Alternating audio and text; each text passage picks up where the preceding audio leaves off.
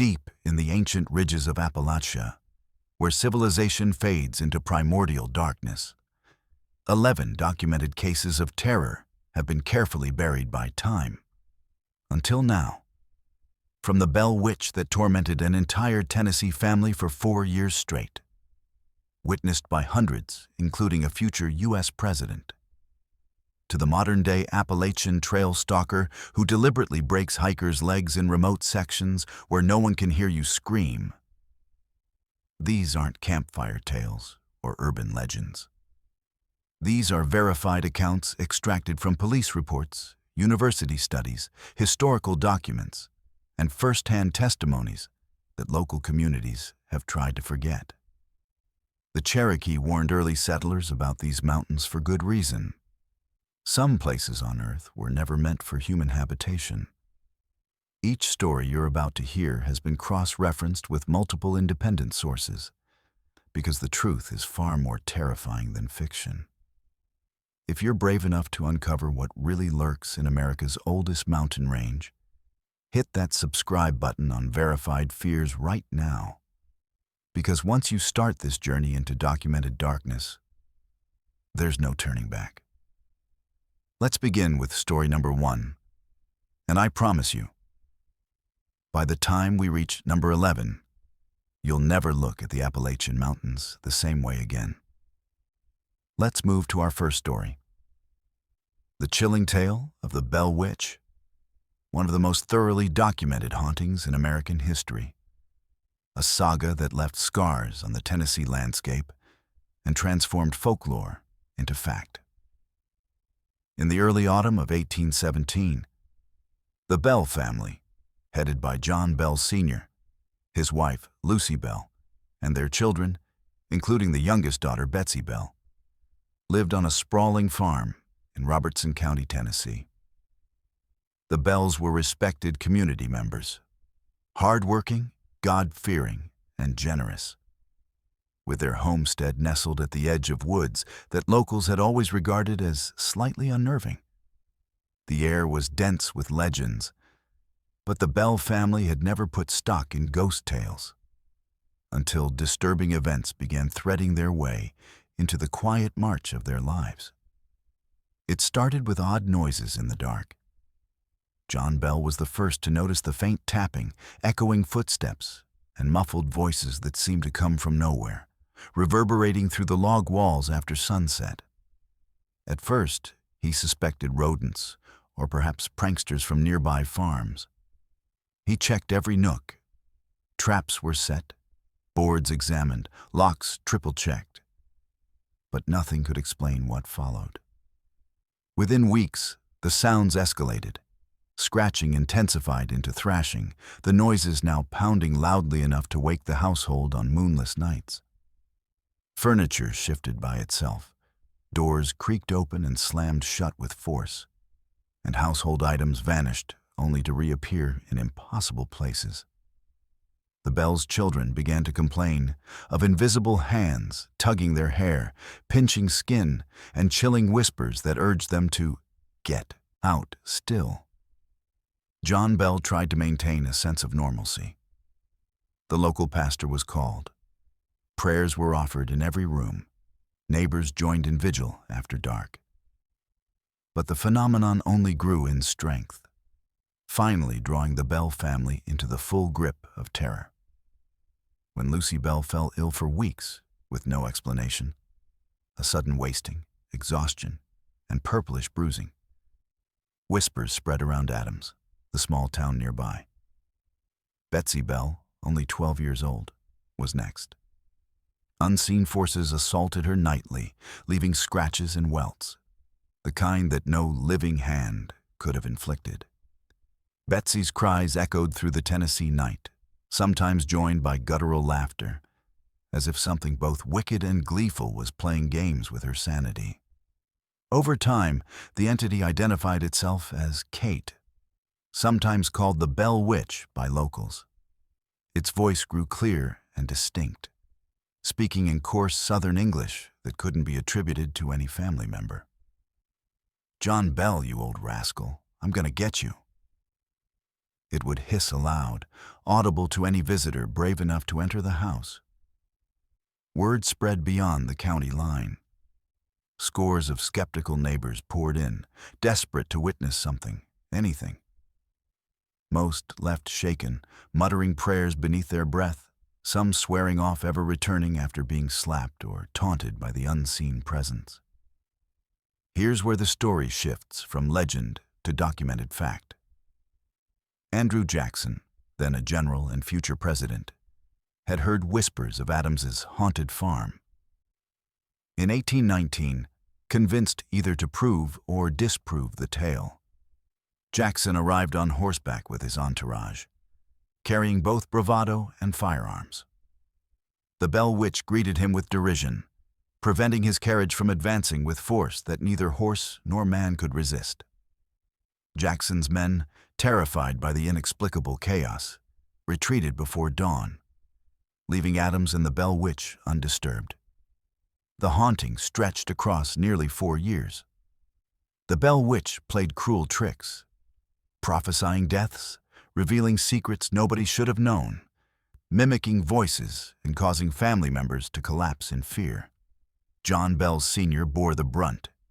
His health deteriorated rapidly, with unaccountable fits and numbness that led neighbors to suspect the witch was slowly killing him.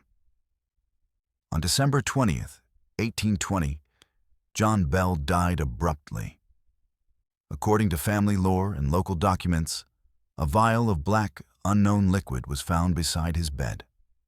A poison, the witch bragged, administered by her own hand. As local historian David Crockett, not the famous frontiersman, but a distant relation, recorded in 19th century papers, no malady nor known cause explained his passing, save for the power of Kate, the Bell Witch. Hours after John's funeral, the Bell Witch sang triumphantly through the walls a drunken song, then announced to the huddled, shocked guests, "John is gone, and I'm satisfied." As quickly as she had arrived, the entity faded, sometimes reappearing briefly to harass Betsy or Lucy, but never again with the same intensity. By 1821, peace was nominally restored, but the Bells never spoke of life returning to normal. Betsy Bell, wrought with grief and trauma, eventually broke off her engagement to a local man after the witch threatened both their lives. Lucy lived out her years under a veil of suspicion and sorrow. How do we know this story is more than mere myth?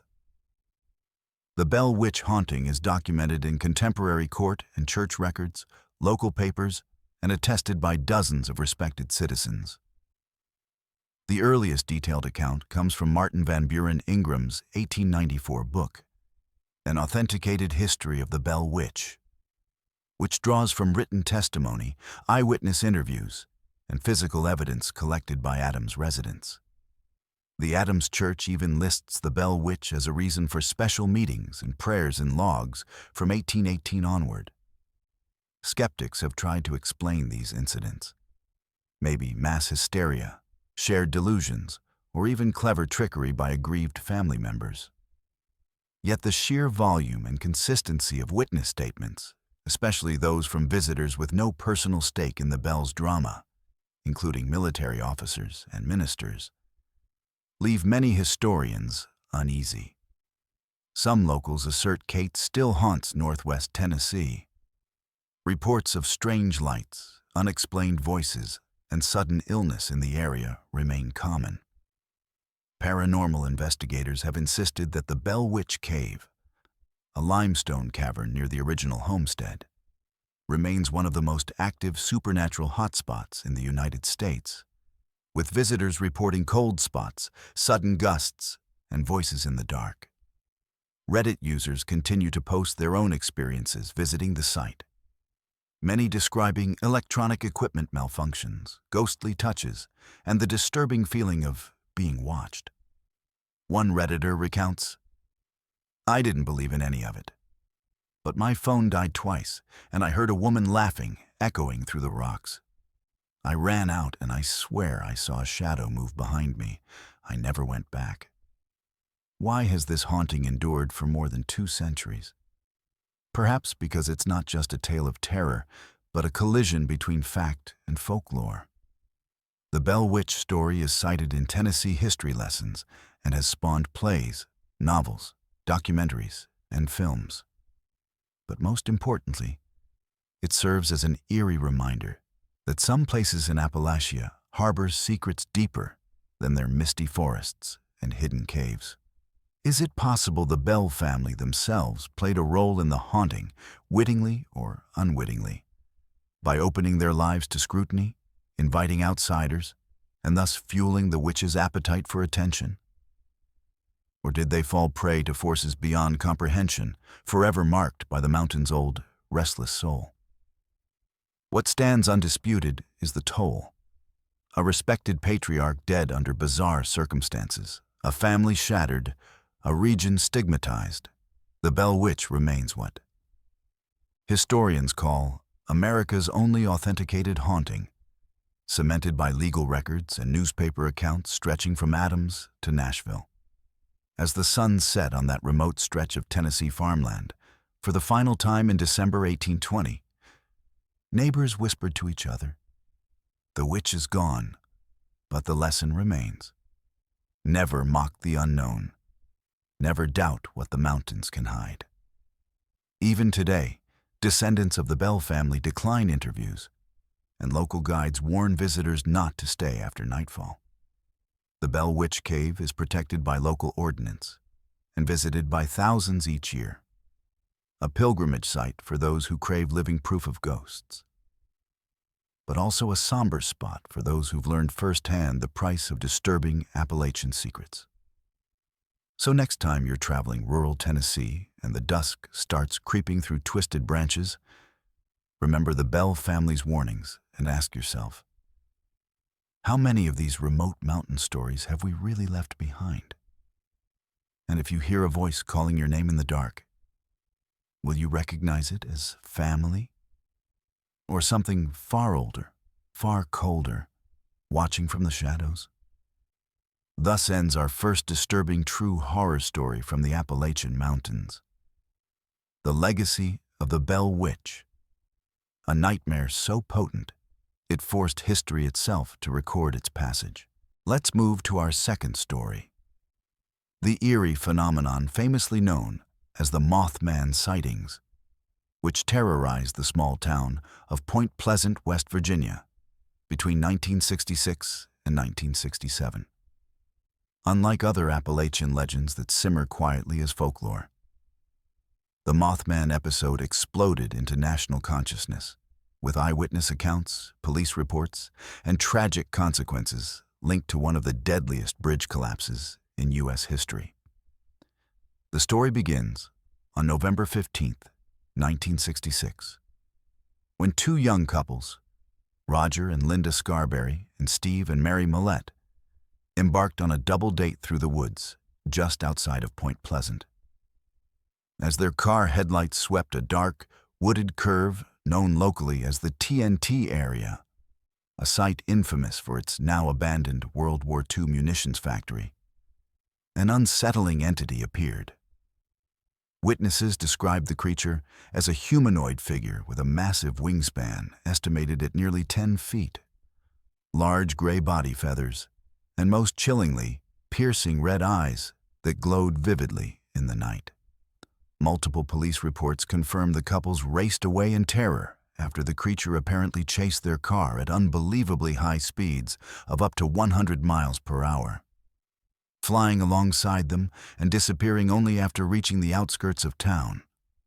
Fearful to report what seemed too absurd, the couples finally went to the Point Pleasant police station the following day, setting in motion an investigative frenzy that gripped the entire region.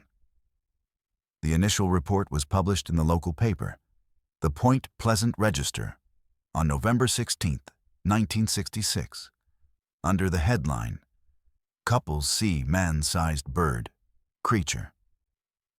Something, instantly capturing the public's imagination. Quickly, more sightings poured in, over 100 reported incidents within the following year. involving residents who described similar characteristics. Gigantic wings, a humanoid figure, and those unmistakable glowing red eyes. Among the witnesses were volunteer firemen who claimed to have seen a large bird with red eyes. Mason County Sheriff George Johnson, who initially dismissed the reports as enlarged heron sightings, and other locals who reported strange television interference and mysterious noises. Researchers, including wildlife biologists, suggested the creature could be a misidentified sandhill crane, a bird with a 7-foot wingspan and red markings around its eyes, though Point Pleasant wasn't part of the crane's migration route. What elevated the Mothman from regional curiosity to national legend was its supposed connection with one of the greatest tragedies in the area's history: the collapse of the Silver Bridge on December 15, 1967. This bridge connected Point Pleasant, West Virginia, with Gallipolis, Ohio, spanning the Ohio River and serving as a vital transportation link. On that fateful day, during rush hour, the Silver Bridge catastrophically failed when a single eye-bar, a critical suspension component, fractured due to stress corrosion and metal. Fatigue after nearly 40 years of service. The collapse unleashed chaos as 31 vehicles plunged into the icy river below, resulting in the deaths of 46 people and injuries to 9 others. One witness described the horrific scene. "It didn't just fall into the river. It sort of slithered like a snake, then it buckled and cars began falling off sideways." In the weeks and months preceding the collapse, sightings of the Mothman reportedly intensified. Eyewitnesses claimed to see the creature near the bridge, flying back and forth as if warning inhabitants of impending doom. This gave rise to the theory that the Mothman was a supernatural harbinger, a dark omen announcing the disaster to come. Although engineering investigations by the National Transportation Safety Board, NTSB, conclusively identified the metallurgical failure as the cause, folklore and the local community embraced the haunting myth. The bridge's catastrophic failure severed economic ties, traumatized families, and altered the course of Point Pleasant's development forever. The federal government estimated that rerouting traffic cost $1 million monthly, and major local employers closed down in the aftermath. Following the collapse, reports of the Mothman abruptly stopped, further fueling belief that the creature's purpose was to herald tragedy rather than cause it. To this day, the Mothman has become enshrined in local culture, celebrated annually in festivals and memorialized in books, documentaries, and films, including the 2002 thriller The Mothman Prophecies, starring Richard Gere. But the story does not end there. The psychological impact on those who witnessed the creature was profound. Roger Scarberry, one of the original witnesses, remained haunted by the experience, often recounting how the creature's red eyes seemed to pierce his soul. Marcella Bennett, another witness on that same November night, was reportedly so terrified that she dropped her baby before retrieving it and running back into her house. Other residents reported nightmares and a lasting sense of dread throughout the period of sightings. The creature's nickname, Mothman, was actually inspired by Killer Moth, a villain from the Batman comic books, showing how popular culture immediately latched onto this mysterious phenomenon. The first documented sighting actually occurred 3 days earlier, on November 12, 1966, when gravediggers in nearby Clendenin, West Virginia, spotted a massive brown-winged human-like being soaring overhead from tree to tree. Paranormal investigators have returned to Point Pleasant multiple times in search of the Mothman, recording unexplained electronic disturbances and eerie sounds near the old TNT area and the Silver Bridge site. Some Salem, West Virginia residents reported strange patterns on their television sets, followed by mysterious noises outside. And when they shined flashlights toward the sounds, They witnessed two red eyes glowing back at them like reflectors. Skeptics dismissed the phenomenon as mass hysteria or mistaken animal sightings. However, the consistency of eyewitness testimony and the strange circumstances surrounding the bridge collapse invite ongoing debate. Dr. Robert L. Smith, a wildlife biologist, insisted that all sightings fit the description of a sandhill crane, but couldn't explain why multiple witnesses described flight speeds impossible for any known bird. The economic and social impact extended far beyond the immediate tragedy. The collapse severed the economic lifeline between Point Pleasant and Gallipolis, and when the replacement Silver Memorial Bridge opened 2 years later, it bypassed Point Pleasant entirely, fundamentally altering the town's destiny. Route 35 no longer ran through the heart of the community that had been forever changed by both supernatural terror and very real tragedy. Some locals consider the Mothman a guardian spirit, attempting to warn the living of danger. Others view it as a sinister presence, feeding on fear. The debate continues in online forums, with Reddit users sharing their own experiences visiting the area. Many describing electronic equipment malfunctions, sudden temperature drops, and the unsettling feeling of being watched in the woods around the old TNT site. What makes the Mothman phenomenon particularly compelling is its intersection with documented historical tragedy. Unlike many cryptid sightings that remain isolated incidents, the Mothman appeared during a specific 13-month period that culminated in a very real disaster with very real casualties. The timing was too precise, the witness accounts too consistent, and the aftermath too devastating to dismiss as mere coincidence. This terrifying chapter in Appalachian history speaks to the region's deep connection with the unknown, where ancient forests and forgotten places still whisper secrets to those brave enough to listen. The TNT area, with its abandoned bunkers and toxic soil from wartime munitions production, provided the perfect backdrop for something otherworldly to emerge from the shadows of industrial decay. And so, the Mothman remains a haunting symbol, not just of Point Pleasant, but of the Appalachian Mountains themselves. A place where fact and folklore collide in the shadows of towering peaks and dense woods, where the line between warning and prophecy blurs into something far more terrifying than fiction could ever achieve. Let's move to our third story, the chilling true haunting known as Bouncing Bertha, which occurred in 1938 in the remote areas of Powell Mountain, Lee County, Virginia.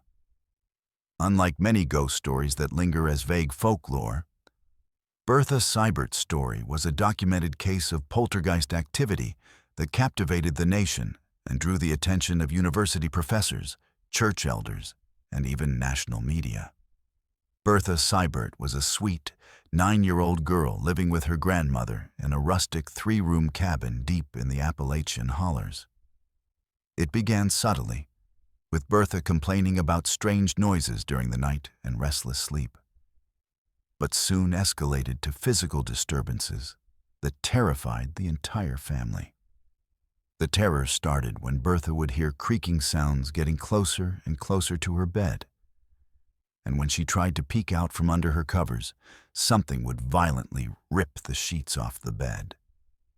According to eyewitness testimony collected decades later, including from Ralph, Bertha's cousin who attended school with her and lived nearby, the most terrifying aspect was the nightly bouncing of Bertha's bed. Ralph recalled how the bed would start to tremble, and it would start to shake, and then it would violently begin to shake, like literally bounce off the floor and back down again. And she would be laying there, completely still, terrified, doing nothing to cause it. Neighbors spoke of hearing eerie screams echoing through the wilderness that were so loud they echoed through the hollers surrounding the homestead. The haunting quickly escalated beyond just the bed. Objects moved on their own, Dishes flew off tables during dinner, and furniture appeared to shake and levitate for no visible reason. One particularly disturbing incident involved Bertha sitting on a chair while someone played a banjo or guitar, and witnesses watched the chair wobble around the room. With the faster the music played, the faster the chair would rock. There were also accounts of people hearing horses galloping around the house 3 times, though no horses were visible anywhere, followed by doors flying open on their own. Bertha's grandmother, a strict woman steeped in mountain superstitions, believed the family was cursed by a mountain witch or a restless spirit. Taking no chances, neighbors summoned the local Baptist preacher and church elders to perform a spiritual cleansing. When the preacher attempted to place a cross on Bertha's forehead, the chair flew backwards, nearly 4 feet across the room, and a cold chill suddenly filled the air. On a cold autumn evening, nearly 60 townsfolk climbed the mountain and packed into the small cabin to confront the dark presence. Hymns filled the cramped rooms, and church leaders brandished Bibles and crosses while urging the spirit to depart. The preacher began the exorcism with, "In the name of the Father and the Son and the Holy Ghost, we rebuke you, Satan, we command you to flee from the child and vacate this home." The climax of the haunting came when the bed levitated with such force that 4 miners, each weighing nearly 200 pounds, grabbed hold of each bedpost and attempted to hold it down to the ground. Yet they couldn't stop the bouncing bed. Bertha, pale and emotionless, began speaking in some tongue that no one could understand, terrifying all who witnessed it. The crowd became so stunned and terrified that they began pressing backwards and fighting their way out the front door of the cabin. News of the haunting spread far beyond Virginia, crossing state lines and catching national attention. 2 professors from the University of Tennessee journeyed to the cabin to study the phenomena firsthand. During dinner at the cabin, all the meat flew off their plates and flew across the room, and their bowls of soup all turned over. And later that night, just like every previous evening, Bertha's bed continued to bounce uncontrollably. The professors, being men of education and firm believers in science, promptly hurried out of the cabin, commenting only that the events were peculiar and that they needed to hurry back to Tennessee to examine the evidence. This event sparked national interest, and soon the story of Bouncing Bertha was front-page news and the talk of every radio station all across America. Doctors came from Tennessee to visit Bertha's family, documenting all they had seen. The story became so famous that Houdini's wife was reportedly set to make the journey to the cabin in an attempt to prove that the events weren't real. In a controversial turn of events, the 2 University of Tennessee professors who had fled the cabin so hastily suddenly signed an agreement with a prominent scientific journal where they were paid to write an article stating that the entire events were fake. Their copyrighted results were then sold to newspapers all across America, which was enough to convince most folks that the haunting was a hoax. In a desperate attempt to find relief, Bertha's father decided to get the girl away from the cabin and had her spend the night at her cousin's house nearly 2 miles away, hoping to break the haunting. Yet the bed continued to bounce, proving that the phenomenon followed Bertha rather than being tied to the location. Superstitious remedies were tried, including placing silver coins under her pillow and shooting her picture with a silver bullet, traditionally believed to ward off evil, though these had little effect. The only known mitigation was placing a Bible under Bertha's head, which reportedly slowed down the spirit. Ralph, who witnessed the events as a child, recalled how Bertha would come to school with clear signs of sleep deprivation. She'd have these red eyes, and that she would have been crying, and that she was just exhausted. He described how terrifying it must have been for her, saying, "You can only imagine being that little and having these terrifying dreams and thoughts." After 35 consecutive nights of this terrifying ordeal, the haunting ceased as mysteriously as it began. The story captivated the nation, and everybody had an opinion, with folks traveling from all over America to Bertha's small cabin to witness the event. What made the case particularly compelling was the sheer number of credible witnesses, including church elders, university professors, and respected community members who all testified to witnessing impossible phenomena. The psychological impact on the community was profound.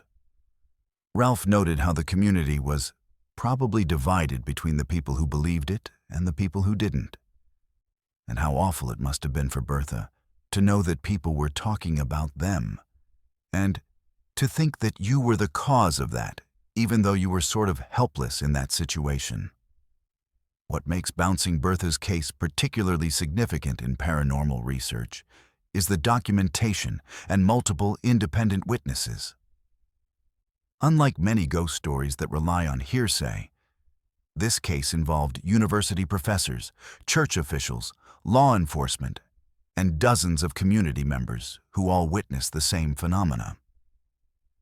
The fact that the activity followed Bertha to different locations also distinguishes it from typical haunted house cases. The legacy of Bouncing Bertha lives on in Appalachian ghost lore as a rare, well-documented poltergeist case that reveals the region's deep-seated fears and unshakable belief in the supernatural. Local historians have preserved the story, and the tale continues to be passed down through generations, with eyewitnesses like Ralph sharing their memories decades later. Today, the story remains a powerful reminder of a time when the lines between reality and the paranormal blurred beneath the ancient Appalachian Mountains. Some say the cabin where Bertha lived still stands, though locals remain reluctant to discuss the family or the events that made national headlines.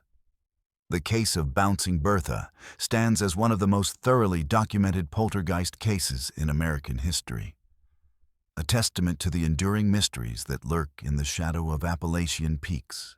Let's move to our fourth story: the enduring mystery of the Brown Mountain Lights, a phenomenon that has haunted the remote ridges of Burke County, North Carolina, for centuries. Unlike fleeting apparitions or ghost stories limited to one family, these lights are observed regularly by hundreds of witnesses each year, locals, scientists, and hikers alike.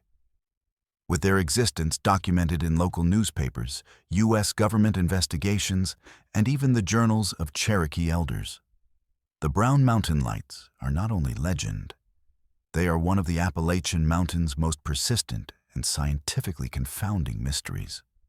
Brown Mountain itself rises starkly from the forests of western North Carolina, covered in thick pine and laurel, where the valley below is veiled in mist for much of the year.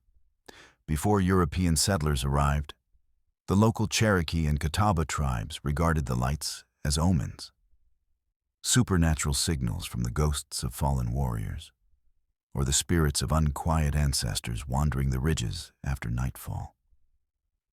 Early written records describe the Cherokee warning newcomers to avoid the mountain at dusk, for the wandering fire might reveal a secret no living soul should ever see.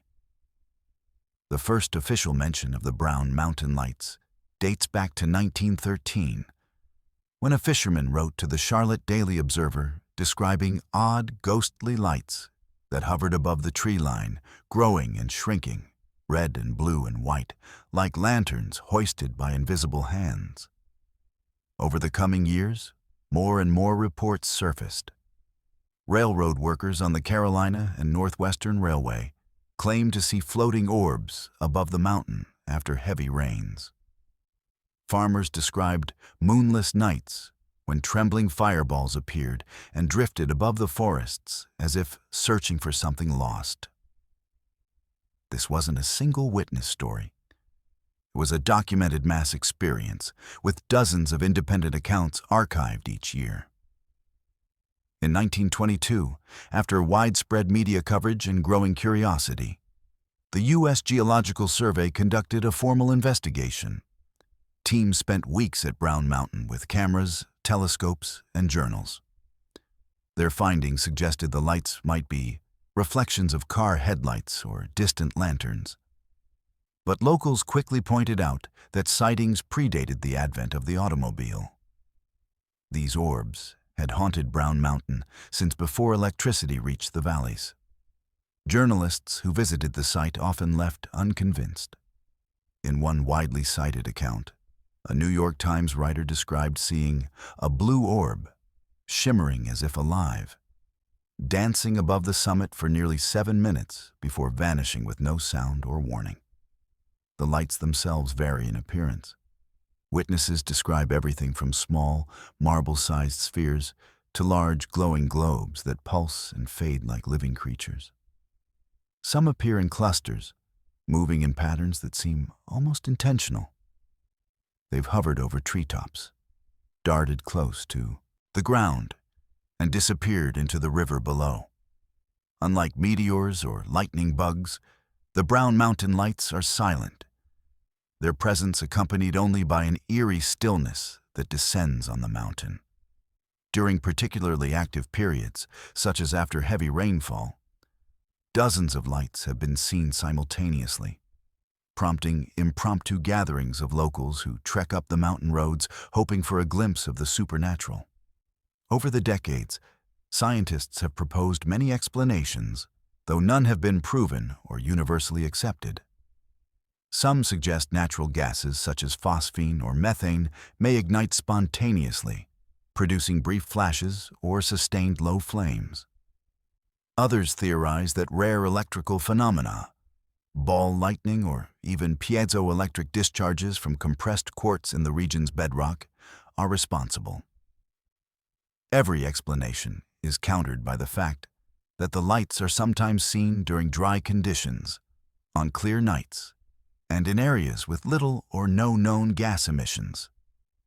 A particularly compelling account comes from the 1930s, when a team from Appalachian State University partnered with local authorities to stake out the ridge with advanced photographic equipment. One autumn night, 3 professors and their assistants reported seeing 2 red balls and 1 blue ball hovering 15 feet above the valley floor, moving in perfect silence. Their photos remain part of the university's paranormal research archive, and locals continue to cite this incident as proof of something beyond science. The presence of the lights has impacted the region's culture deeply. Tourists travel miles to the overlooked points, where official signs mark spots as Best Brown Mountain Lights Viewing Area. Locals tell stories of past generations gathering on porches after supper, passing down tales of the night the lights came close, or the distant fire that wouldn't go out.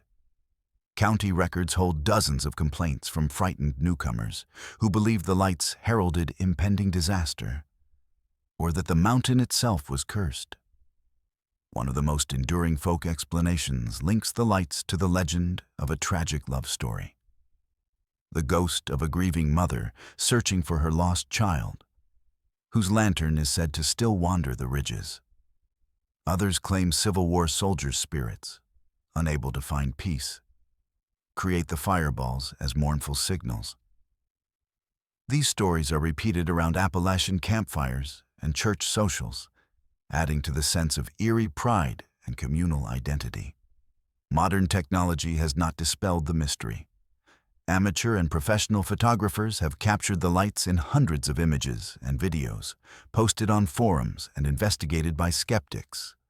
Some footage shows faint, floating orbs. Other clips reveal intense glows that appear, shift, and vanish unpredictably. Even with modern cameras and sensors, no one has reliably recorded or explained the light's appearance and behavior. Many scientific teams return every few years, hoping for breakthroughs. In the 2010s, sophisticated atmospheric monitoring tools, infrared sensors, and seismic data loggers were deployed to Brown Mountain by researchers from North Carolina State University and Appalachian State University. These teams collected atmospheric gas samples, mapped electromagnetic fields, and tracked seismic events, discovering nothing that could definitively account for the lights. The Brown Mountain Lights remain one of America's most persistent, unexplained phenomena, according to their final report. Reddit threads are filled with first-person accounts from hikers and campers. One Redditor writes, "I didn't believe until I saw a swirling blue sphere rising from the river and floating overhead. It wasn't gas, it wasn't headlights. I was less than 50 yards away. After it passed, every animal sound stopped. My dog cowered and wouldn't move for 30 minutes. Whatever it is, it's not normal." Another post describes seeing 3 lights, 2 white, 1 blood red, that circled each other, then zipped into the woods, leaving an ozone smell behind. The Brown Mountain Lights have become part of regional identity. Each autumn, as the air cools and mist grows thick, families gather on the old logging roads to watch, hoping to spot the legendary phenomenon. It's not uncommon for locals to keep journals, marking the dates of particularly bright displays and sharing findings with neighbors. Some years pass with few sightings. Other years, the lights are seen weekly, always unannounced and always unexplained. Skeptics argue for human-made origins, suggesting distant highway or train lights refracted by unusual atmospheric conditions. Yet, government-commissioned studies in the 1970s and 2000s found that while man-made lights do occasionally influence what is seen, the Brown Mountain Lights often appear in complete absence of cars, trains, or artificial sources. Moreover, the variety in color, intensity, and movement disputes the simplistic explanation of passing headlights. A handful of locals claim far stranger experiences, sudden sensations of being watched, brief encounters with shadowy figures, and even missing time incidents while observing the lights. These claims have not been substantiated by official investigation, but they add deeply to the eerie aura surrounding Brown Mountain. Neither dismissed nor fully explained, the Brown Mountain Lights remain a cultural cornerstone. Local festivals celebrate the lights in music, art, and storytelling, attracting visitors from across the country. Scientists drop by with hope, and sometimes leave with more questions than they arrived with. Skeptics debate. Believers gather. Everyone watches. Ultimately, the Brown Mountain Light story is not just one of mysterious, glowing orbs. It is a saga of persistent human curiosity, genuine wonder, and the Appalachian Mountains' profound, unbroken connection to the unknown. These lights remind us that in a world increasingly dominated by certainty, some phenomena stubbornly refuse all explanation. The next time you stand atop Brown Mountain beneath a starry sky, know that you are not just watching odd flashes of luminescence. You are witnessing one of America's oldest, best documented, and most mystifying encounters with the unexplained. From Cherokee legend to modern scientific study, from local folk tales to national headlines, the Brown Mountain Lights continue to shine in the hearts and minds of those searching for answers within the ancient forests of Appalachia. Let's move to our 5th story, the legendary terror of the Wampus Cat, a shape-shifting entity that has stalked the borderlands and forests of the Cherokee territories straddling North Carolina and Tennessee for centuries. The Wampus Cat is neither myth nor mere campfire tale. Its story is rooted in Cherokee oral tradition, colonial-era reports, modern eyewitness testimony, and a string of unexplained livestock killings, mysterious disappearances, and midnight panic that continue into the present day. The tale of the Wampus Cat offers a glimpse into the deepest shadows of Appalachian fear. A perfect fusion of creature legend, cultural trauma, and ongoing mystery. Long before Europeans arrived, the mountains and hollers east of the Great Smoky Mountains were home to the Cherokee people. These were lands of high ridges, concealed springs, and thick old-growth forest, where every hollow and creek bore a name linked to a story from the tribe's distant past. Of all the creatures spoken about around the council fires, few engendered more caution than the Ua, the spirit of madness. A being so dreadful, its very name was whispered only in the safety of daylight, never at night. According to the most prevalent version of the Cherokee legend, the menace of the Wampus Cat began with a woman of extraordinary curiosity and courage. Her husband was a skilled hunter, called by the tribe's men each season to venture deep into the woods on ritual hunts. These hunts were said to reveal secrets, invoke old spirits, and, most sacred of all, required strict separation from women, lest they draw unwanted supernatural attention. Unable to repress her need for knowledge, the woman disguised herself in the pelt and mask of a mountain cat and followed the men one cold autumn night, hiding behind pine trunks and keeping to the shadows. At the heart of the forest, the men gathered and performed sacred rites. The woman, peering through her mask, watched as planes of light shimmered through the trees, the spirits of the wild summoned by the shaman's song. Suddenly, a gust of night wind howled through the council. The spirits sensed her presence. One ancient entity, the evil spirit Ua, turned, its gaze falling on the hidden figure. It cursed the woman for her trespass, condemning her to stalk the forests forever as a creature neither woman nor beast, a cursed hybrid doomed to eternal madness. Thus, the Wampus Cat was born, its fate sealed by curiosity and the raw power of Appalachia's supernatural world. Descriptions of the Wampus Cat have varied by generation and geography, but the core image is consistent. A cat-like creature the size of a mountain lion, with glowing yellow eyes and claws capable of ripping trees or lifting livestock. Its gait is disturbingly human, and its face, sometimes described as masked, sometimes as shifting between feline and human, terrorizes all who look upon it. Cherokee tales tell of the Wampus Cat stalking villages at night, its screams piercing the smoky moonlight, causing cattle to stampede and children to fall ill with fever and nightmares. Colonial journals from the 18th century contain the first written reports of similar creatures. Settlers described an animal leaving enormous tracks, capable of leaping impossible distances, accompanied by chilling cries. Not of any wolf, bear, or panther heard in nature. Recordings from the era's naturalists note unexplained livestock deaths, tales of horses shredded by claws too large for any known predator, and entire farms abandoned overnight after a string of disappearances. As time passed, stories of the Wampus Cat filtered into the wider Appalachian folklore. In the late 19th and early 20th centuries, newspapers across North Carolina and Tennessee printed alarming reports of yellow-eyed devils prowling back roads and isolated farmsteads. Farmers detailed sightings of a giant cat, upright upon 2 feet, walking along the fence line, leaving bent barbed wire and shattered posts in its wake. Entire towns organized midnight watches and conducted spirit banishments, blending Christian prayer with Cherokee ritual in a desperate attempt to protect their homes.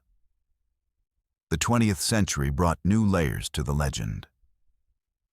In the 1960s and 1970s, local police reports cataloged instances of livestock mutilations, with corpses found drained of blood, claw marks on trees where no animal could reach. By then, the Wampus Cat story was being retold in schools and churches. Children were forbidden to wander out past dusk and warned to avoid the woods alone, especially during foggy nights when the Wampus walks.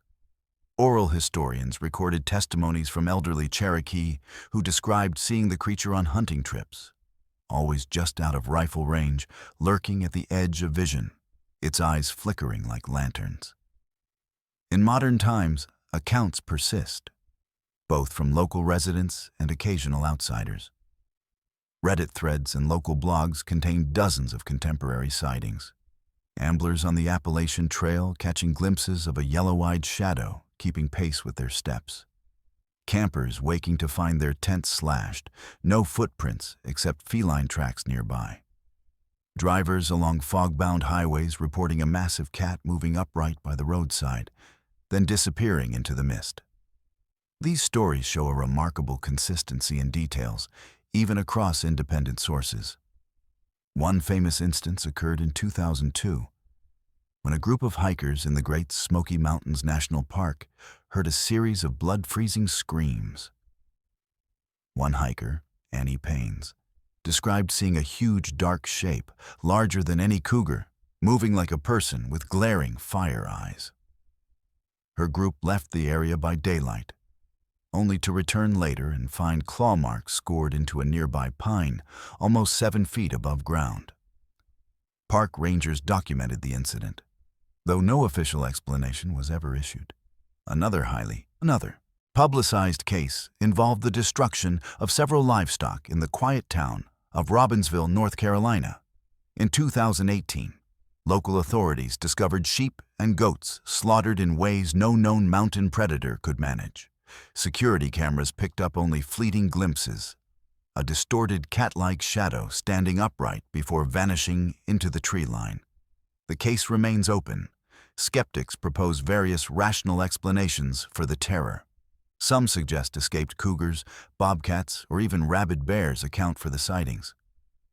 Ranchers and Cherokee elders push back, noting that prints found at the scenes are consistently larger, and that no known feline, wild or domestic, walks upright with a human-like gait. Attempts to trap the Wampus cat have failed.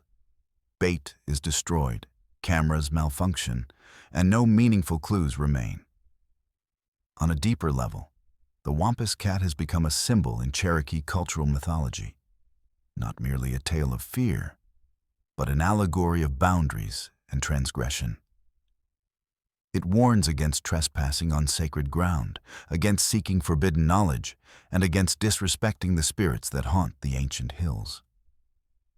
In local storytelling events, the Wampus cat is almost always invoked to remind young listeners about humility, wisdom, and the importance of honoring tradition and nature. Every autumn, when the leaves turn, families gather to share tales of encounters, whether firsthand or inherited. Parents tell children, "If you see yellow eyes in the darkness and hear a woman scream, run." The Wampus cat is never far. Rituals persist, some mixed with Christianity, some purely traditional. A circle of salt around campfires, items of silver hidden near entrances, prayers at dusk. Scientific teams occasionally investigate, though the region's dense forests and rugged terrain defy easy exploration. In 2019, a collaborative study between regional universities and Cherokee cultural scholars collected 25 separate testimonies of Wampus cat sightings in a 12-month span, cross-referencing them against game camera footage and physical evidence. Most cases involved fleeting yet vivid encounters, and none could be fully explained by animal biology. The final report concluded, "The legend endures. The evidence remains inconclusive. The terror persists." Above all, the story of the Wampus cat endures because it is rooted in community experience. It is told and retold not as entertainment, but as a warning, a tradition binding generations together in shared memory and caution. The boundaries between belief and skepticism blur beneath the shadow of the Appalachians. Every sighting, every scream, every unexplained print becomes part of the living history of the mountains. To stand in the forests near the North Carolina-Tennessee border is to realize that the story isn't just about a creature. It's about the power of the land itself. The ancient intelligence woven into ridge and hollow, the spirits whispered about long before settlers arrived. In the heart of the night, when the woods rustle, generations of families hold their breath, listening for the scream that means the boundary has been crossed once more.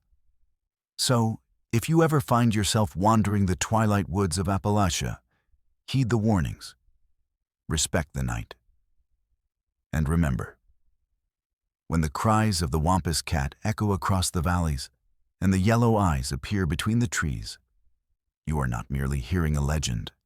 You are witnessing one of the oldest, most unsettling truths of the Appalachian Mountains, carved into memory by centuries of fear and awe. Let's move to our sixth story. The chilling modern account known by Appalachian hikers as the Appalachian Trail Stalker, a manifestation of raw human danger among myths, blending real horror with the legendary unease of the mountains. While many Appalachian ghost stories are set in the distant past, this one unfolds in recent years, pulling its details from Reddit threads, police reports, and first-hand survivor testimony. In the wild stretches of the world's longest hiking-only footpath, the boundaries between civilization and lawless wilderness blur. And sometimes, monsters are not supernatural, but terrifyingly real. The Appalachian Trail, often called the AT, runs for over 2,190 miles from Georgia to Maine, carving a narrow corridor of forests, ridges, and remote hollows through the heart of the eastern United States. It threads through 14 states, passes ancient towns and disappearing villages, and for much of its length is enveloped in a silence broken only by wind and birdsong. Each year, thousands of hikers attempt the trek, seeking adventure, healing, or escape. But buried beneath tales of supportive trail communities and photogenic vistas are accounts of what can go wrong when isolation breeds vulnerability, and the mountains themselves become stage and shield for evil. The story of the Appalachian Trail Stalker begins not with mystery, but with an alarming pattern noticed among experienced thru-hikers. As more hikers began chronicling the journey online, in Instagram posts, neighborhood blogs, and particularly in long, urgent Reddit threads, certain warnings surfaced. Tucked between recommendations for gear and water sources were urgent recountings of strange encounters and flat-out threats. I was alone near the Smokies, about 2 days' hike out from the last shelter. At about 3 in the morning, I woke up to someone whispering outside my tent. Not animals. A voice. It said, "You're going to get hurt out here. Better pack up and leave before it gets dark again." I froze, waited about 30 minutes, and then peeked out. No tracks, no one visible. But my trekking pole was gone, and around my tent the dirt was scuffed up like someone had circled me repeatedly. These unsettling incidents grew in frequency during the late 2010s and early 2020s. Stories began appearing on r/Appalachian Trail and related subreddits. A shadowy figure trailing solo hikers for miles, mirroring every pause at trail junctions. Distant, cold laughter echoing behind. Some hikers dismissed these as paranoia, the result of fatigue and sleep deprivation. Others were adamant. The threat was all too real. One account, widely circulated among hikers, involved a man from New England in the spring of 2019. He had been hiking 2 weeks with minimal human contact near the Tennessee-North Carolina border when, after dark, he heard movement just off the trail. It was subtle, crackling branches, soft footsteps. Each night at camp, the noises seemed closer. On the 4th night, after a restless sleep, he woke to find his food bag missing and what looked like boot prints weaving between the trees. "I followed the prints about 50 yards," he wrote on Reddit, "and then gave up because the woods were dense and I felt watched. That night, I didn't sleep. Something was out there making noises, moving in a way no animal could. More disturbing was what happened to Amy, a lone hiker from Virginia, recounted on both Reddit and local news forums. Several days into her journey through southern Virginia, she realized she was being trailed. Initially, she thought it was another solo hiker, so she stopped at a shelter to meet them. But when she arrived, she found the shelter empty, except for a set of deep gouges in a nearby log and a crude slingshot fashioned from branches. She pressed on, but at every turn, she felt eyes on her. Eventually, Amy posted a desperate plea. If you see a man in a brown jacket, hiking boots without laces, near mile marker 431, leave the trail. He isn't just creepy, he's dangerous. Other hikers responded to Amy's post with their own observations. Food going missing at campsites, tents slashed while they were on day hikes, and even a string of apparent injuries. One disturbing post described a survivor's account. I was on the trail near Roan Mountain. I stopped to make lunch and felt uneasy. Not animal uneasy, human uneasy. I bolted down the trail, feeling seen but not finding anyone. About a mile later, I slipped and rolled my ankle badly. As I lay there trying to get my bearings, I heard someone nearby through the brush. He didn't speak to me. He just stood about 10 yards away, half behind a tree, watching. When I screamed and threatened him with my hiking knife, he finally left. I crawled back to camp and called for help. Investigations were sporadic. Small local police forces, often unfamiliar with the intricacies of the AT, or with limited jurisdiction, sometimes responded. Rangers and state authorities would patrol after major incidents, especially when injuries or thefts were reported. But the vastness of the trail meant real intervention was rare. Survivors recounted frustration with how difficult it was for law enforcement to get involved and for viable leads to be pursued. One chilling aspect of the story is how often incidents happen in areas well away from major towns or trailheads. The Appalachian Trail runs through some of the most remote land in the East. Places where cell service disappears, ranger patrols are months apart, and a person could vanish without trace. Reddit users would share maps marking creepy zones, remote hollers in western North Carolina, long stretches through the Jefferson National Forest, and deep valleys in Pennsylvania where hikers are advised to travel only in pairs. The mythology around the Appalachian Trail Stalker grew, not because of solved cases, but because of failures to solve them. One infamous case from 2015 involved a hiker named Scott, who was found unconscious with a broken leg near a remote shelter in Virginia. His gear was strewn around the site, and it appeared he might have been attacked. Scott recounted later in a local paper, "I slipped, yeah. But what I remember before was someone standing on the ridge above me, just looking, no backpack, nothing. After my fall, nothing but silence, like the woods swallowed every trace of him." Some skeptics argue that most of these tales could be explained as misadventure, wild animal attacks, or the psychological effects of isolation. Fatigue, dehydration, and darkness can make long stretches of solitude seem more sinister, and even experienced hikers sometimes stumble, fall, and hallucinate. But the consistency of certain details, missing gear, human tracks, strange vocal warnings, suggests something more. At its core, the Appalachian Trail Stalker legend is a reckoning with deeper truths about the trail. The AT is a place of sublime beauty and profound isolation, but also of risk. Many sections are hours from help, and in certain stretches, danger takes on a distinctly human face. Some experienced hikers now advise carrying emergency devices, hiking in groups whenever possible, and reporting all suspicious encounters to authorities and to online trail forums. The community response has grown, forming informal watch groups and check-in stations at shelters, especially in the sections known for trouble. As modern technology has crept into even the remotest parts of the trail, some incidents have been caught on camera. Grainy footage of shadowy figures, blurred outlines appearing just at the edge of lantern glow. Hikers have posted voice recordings of late-night threats. "You should turn around now." Analysis of these clips has yet to identify any suspect.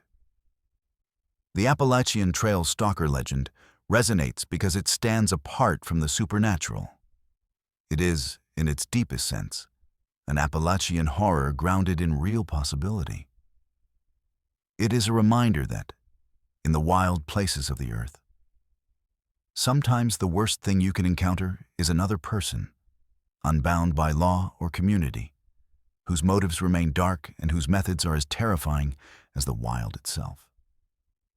Reddit's r/nosleep, r/appalachiantrail, and outdoor blogging sites continue to see new threads each year. Hikers reporting chilling moments alone in the woods, campers finding strange symbols carved into trees, isolated incidents of tents slashed and personal effects taken. The pattern is always the same: human malice shrouded in Appalachian shadow. Older locals have even added their own twists, tales of the Watcher, a spirit or possibly an old trapper who protects the trail by warning off those he finds too vulnerable. Some believe the Appalachian Trail Stalker is several different people separated by time and location. Others are convinced it's the same individual, moving up and down the ridges year after year. A few anthropologists studying trail culture suggest the stories function as cautionary tales, reinforcing the need for group travel, vigilance, and constant communication with the trail community. A cultural adaptation to the uncertainties of the long wilderness passage. Law enforcement periodically weighs in, sometimes debunking individual claims as hoaxes or encouraging hikers not to fuel hysteria. But in almost every confirmed case, the common thread is isolation exploited by the land itself and those who inhabit it. In the 2020s, a North Carolina sheriff told local media after a rash of missing equipment, "We do what we can to patrol, but the truth is, out there, you have to be your own first line of defense." Survivors, meanwhile, offer sobering advice. One veteran hiker recounted, "If someone unsettles you on the trail, trust your instincts. Take no chances. Move on, find a group, make noise. Don't worry about being rude." Others recommend sharing GPS locations with family, tagging locations on Instagram and Strava for trail records, and keeping pepper spray handy. In severe stretches, some hikers adhere to the buddy system despite their preference for solitude. And still, the allure of the AT remains, a place of pilgrimage, personal discovery, and healing. Each year, new hikers take their first steps, uncertain what awaits beyond the next bend. The real horror for many is not ghosts or urban legends, but the knowledge that evil sometimes walks the same path, hidden by forest and fog, protected by the vast and ancient embrace of the Appalachian wild. In truth, the story of the Appalachian Trail Stalker is the story of our deepest vulnerabilities, the shadow side of adventure, and the price we sometimes pay for longing to be alone with nature. The tale is not told to deter hiking, but to respect the land and the mysteries it keeps, and to remind every wanderer that sometimes darkness on the path is both literal and figurative. So if you ever hike deep into the Appalachian Mountains, keep your wits sharpened, your instincts tuned, and remember, the legends of the trail are written not just in old books, but in recent memory, in whispered warnings, missing gear, and the eyes in the woods where no animal would dare linger long. The real Appalachian horror is not always a ghost or beast. Sometimes it is the stranger you never see, whose presence you only sense as the trees close in and the silence grows impossibly deep. Let's move to our seventh story, the haunting legend of the Moon-Eyed People. Beings described by both Cherokee oral tradition and European settler records as pale, short, and inexplicably sensitive to daylight. This unsettling Appalachian mystery blurs the lines between cultural memory, archaeological discovery, and the unknown, unlike other cryptid stories where monsters are glimpsed fleetingly. This tale is supported by centuries of chronicles, folklore, and hard physical evidence uncovered in the woods of northern Georgia and across the southern Appalachians. The earliest encounters with the Moon-Eyed People date back to the pre-colonial era, when the Cherokee migrated into the southern highlands in the centuries before European contact. According to tradition, when the Cherokee arrived, they found large areas already occupied by a mysterious race of pale-skinned dwarfs with wide, round eyes, who could only move freely at night. The light of day left them nearly blind and helpless. The very name moon-eyed comes from this physiological trait. Their eyes, adapted to darkness, would shine or reflect with an unnatural gleam in moonlight. Some versions of the legend claim the Moon-Eyed People built sophisticated stone structures, walls, mounds, and forts deep in the forest, hiding from sunlight and outsiders alike. They communicated in chattering, high-pitched voices and fled the sun as if it burned. Cherokee oral history, preserved in stories recounted by elders and recorded by scholars like James Mooney, tells of a climactic battle. As the nights grew shorter and summers longer, the Moon-Eyed People's territory shrank and their survival became precarious. The Cherokee, who mostly opposed their presence, finally overcame them in a decisive confrontation, driving them either west or underground, or, as some stories claim, causing the mysterious beings to vanish entirely. What makes this story especially intriguing is the overlap with European settler accounts and the archaeological record. When white colonists pushed into the northern Georgia mountains in the 1700s, they were startled to find elaborate stone ruins, often in locations associated with Moon-Eyed People legends. The most famous are the walls at Fort Mountain, a sprawling, serpentine structure of rocks stretching 885 feet across a ridgetop. Local guides and Cherokee informants alike claimed these works were not of Cherokee origin, but built by the Moon-Eyed People in the old times. Early historians such as Benjamin Smith Barton and Lyman Draper cataloged stories from both Cherokee and Muskogee Creek elders, who agreed there had been an ancient people, light-skinned, weak-eyed, and nocturnal, whose constructions predated their arrival. These accounts sometimes describe the Moon-Eyed People as too small in stature for any European race, ruling out both contemporary colonial populations and local tribes. The 1790s brought new accounts. In his Natural and Aboriginal History of Tennessee, author John Haywood recorded the presence of strange stone forts across the Appalachians, ascribed by local traditions to moon-eyed men.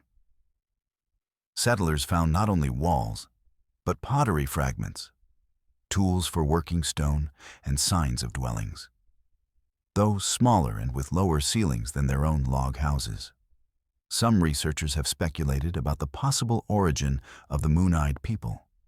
The most prominent natural theory is that they may have been remnants of an early or lost migration group, possibly Europeans, perhaps Norse or Welsh explorers, who reached the continent well before Columbus.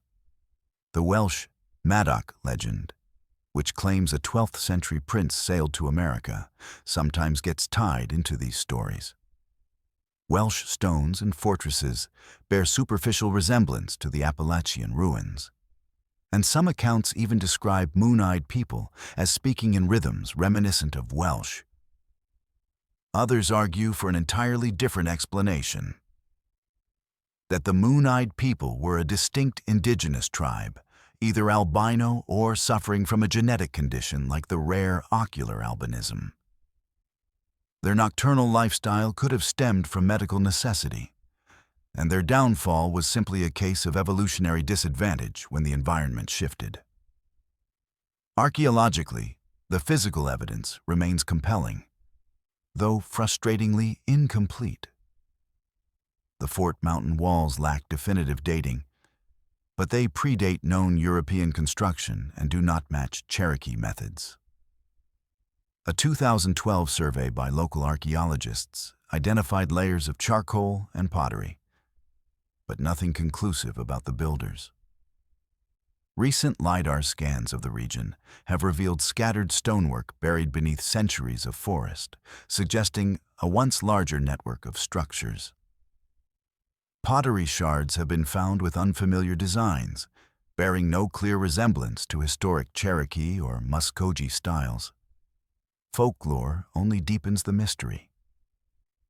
Even as late as the 1800s, settlers in North Carolina and Georgia reported encountering pale, reclusive mountain folk, often in small family groups, living in cave systems or abandoned stone huts. These moon-eyed squatters, as they were called in the Carolina Gazette, would barter goods but flee when the sun rose, sometimes abandoning entire farms at the threat of violence or exposure. The stories persisted into the 20th century, appearing in local newspapers and ghost tales. Children were warned that moon-eyed creatures slipped through the woods at night, and travelers recounted strange encounters while camping by remote springs. Some spoke of luminous eyes reflecting firelight, and of tiny feet moving silently over moss and rock.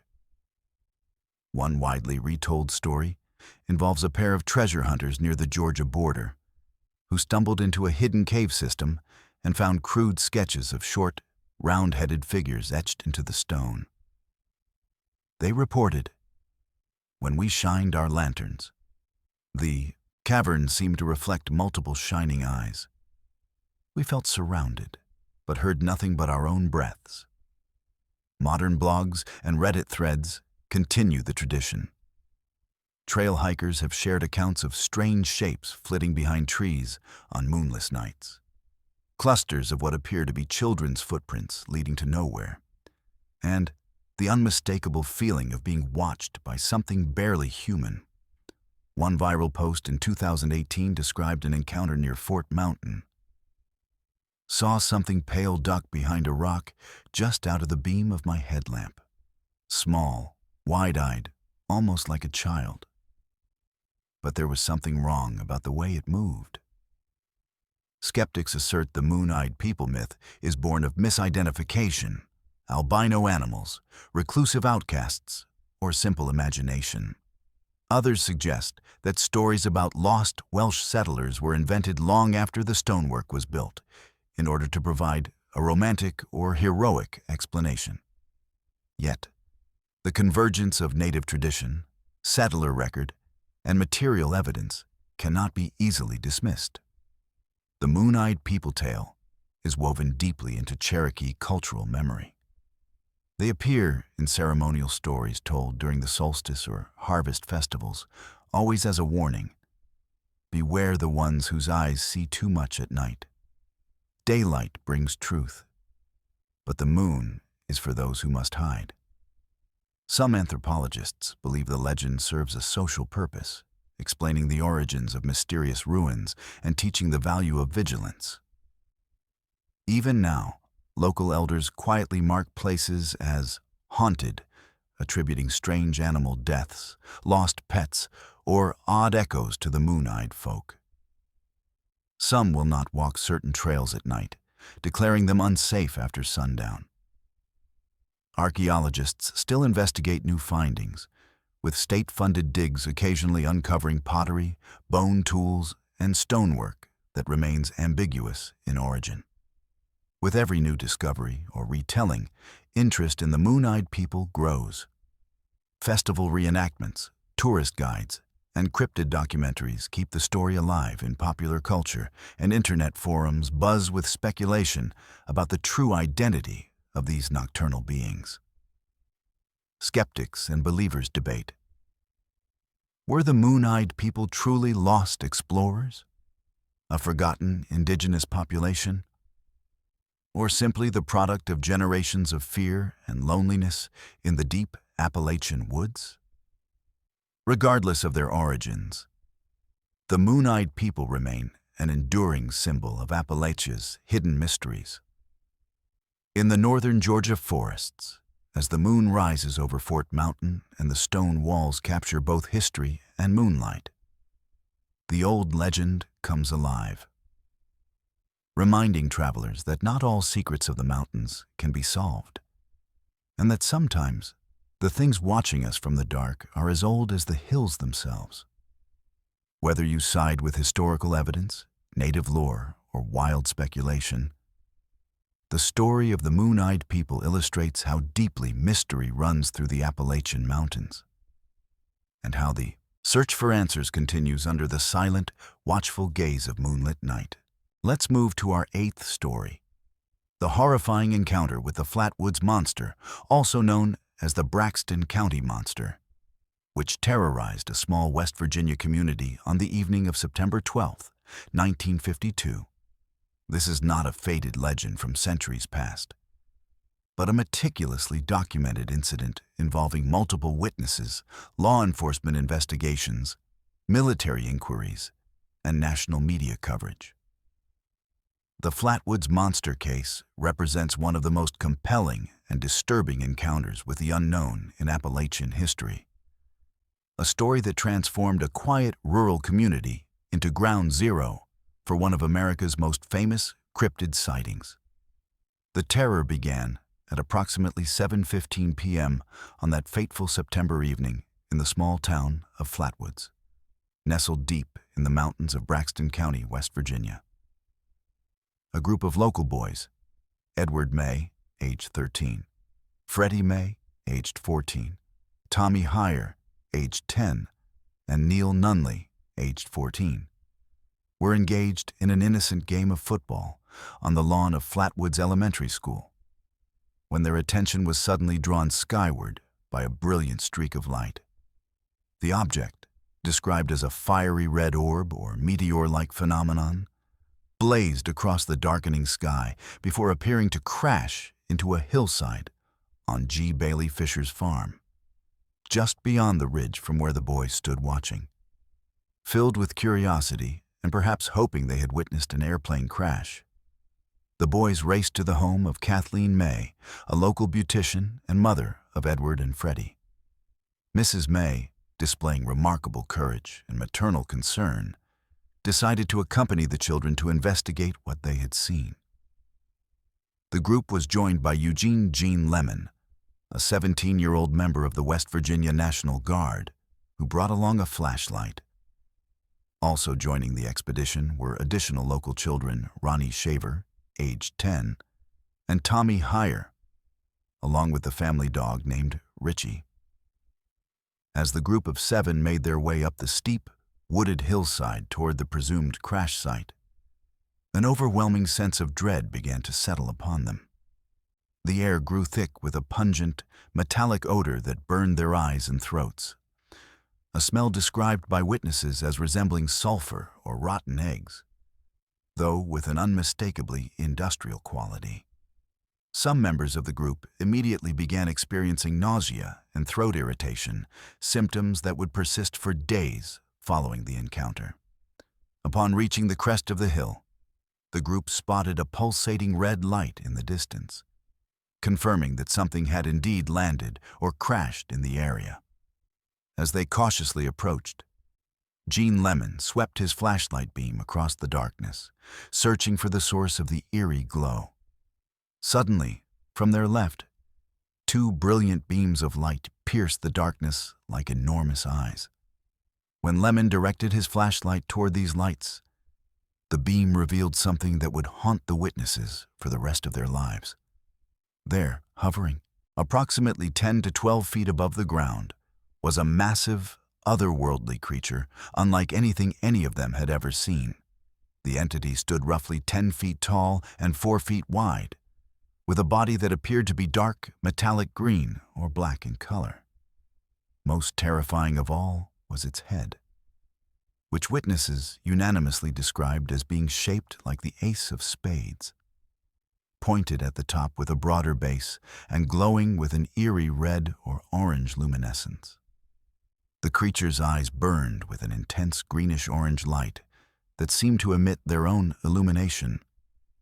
The monster's body was described as being covered in what appeared to be a dark, metallic dress or shroud that hung in pleated folds below its waist, giving it an almost ceremonial or otherworldly appearance. Some witnesses reported seeing small, claw-like appendages extending from its sides, though accounts varied on whether these were arms or some other type of appendage. Most disturbing of all, the creature appeared to be levitating or floating rather than standing on solid ground, adding to its supernatural and threatening presence. As the group stood frozen in terror, the Flatwoods monster began to emit a sharp, hissing sound, described by some as mechanical, by others as almost serpentine. Without warning, the creature began to glide directly toward the witnesses, its movements smooth and unnatural. At this point, Gene Lemon let out a terrified scream and dropped his flashlight, plunging the area into darkness save for the creature's glowing eyes. The entire group turned and fled down the hillside in absolute panic, running as fast as their legs could carry them back toward the safety of town. The immediate aftermath of the encounter was almost as disturbing as the sighting itself. Several members of the group, including Mrs. May and some of the children, experienced severe nausea, vomiting, and throat irritation that lasted for several days. These symptoms were initially dismissed by authorities as psychological effects of hysteria and fear. But medical experts have since noted that the described symptoms are also consistent with exposure to mustard gas or other toxic chemical agents. Word of the encounter spread rapidly throughout the small community and beyond. Mrs. May and Gene Lemon reported the incident to local authorities that same evening, sparking an immediate investigation. The Braxton County Sheriff and his deputy, who had coincidentally been in the area investigating reports of a crashed aircraft, searched the hilltop that night, but reported finding nothing unusual. No evidence of a crash, no traces of the creature, and none of the lingering odor described by the witnesses. However, the following day brought new developments. A. Lee Stewart Jr. from the local Braxton Democrat newspaper conducted his own investigation of the site and claimed to have discovered skid marks in the field where the object had allegedly landed, along with an odd, gummy deposit that he attributed to evidence of a saucer landing. These physical traces, though never scientifically analyzed, added credibility to the witnesses' accounts and fueled growing speculation about what had really occurred on Fisher's farm. The story quickly escalated beyond local interest. Within days, the incident was making national headlines across the United States. Newspaper reports appeared in major publications from coast to coast. Radio broadcasts carried the story on large networks, and the Braxton County Sheriff's Office was inundated with hundreds of phone calls from curiosity seekers and reporters. The National Press Services ranked the Flatwoods monster story as the number 11 story of the year for 1952. The attention attracted investigators from various fields. Gray Barker, a prominent UFO researcher and writer, arrived in Flatwoods within days of the incident to conduct tape-recorded interviews with all the witnesses.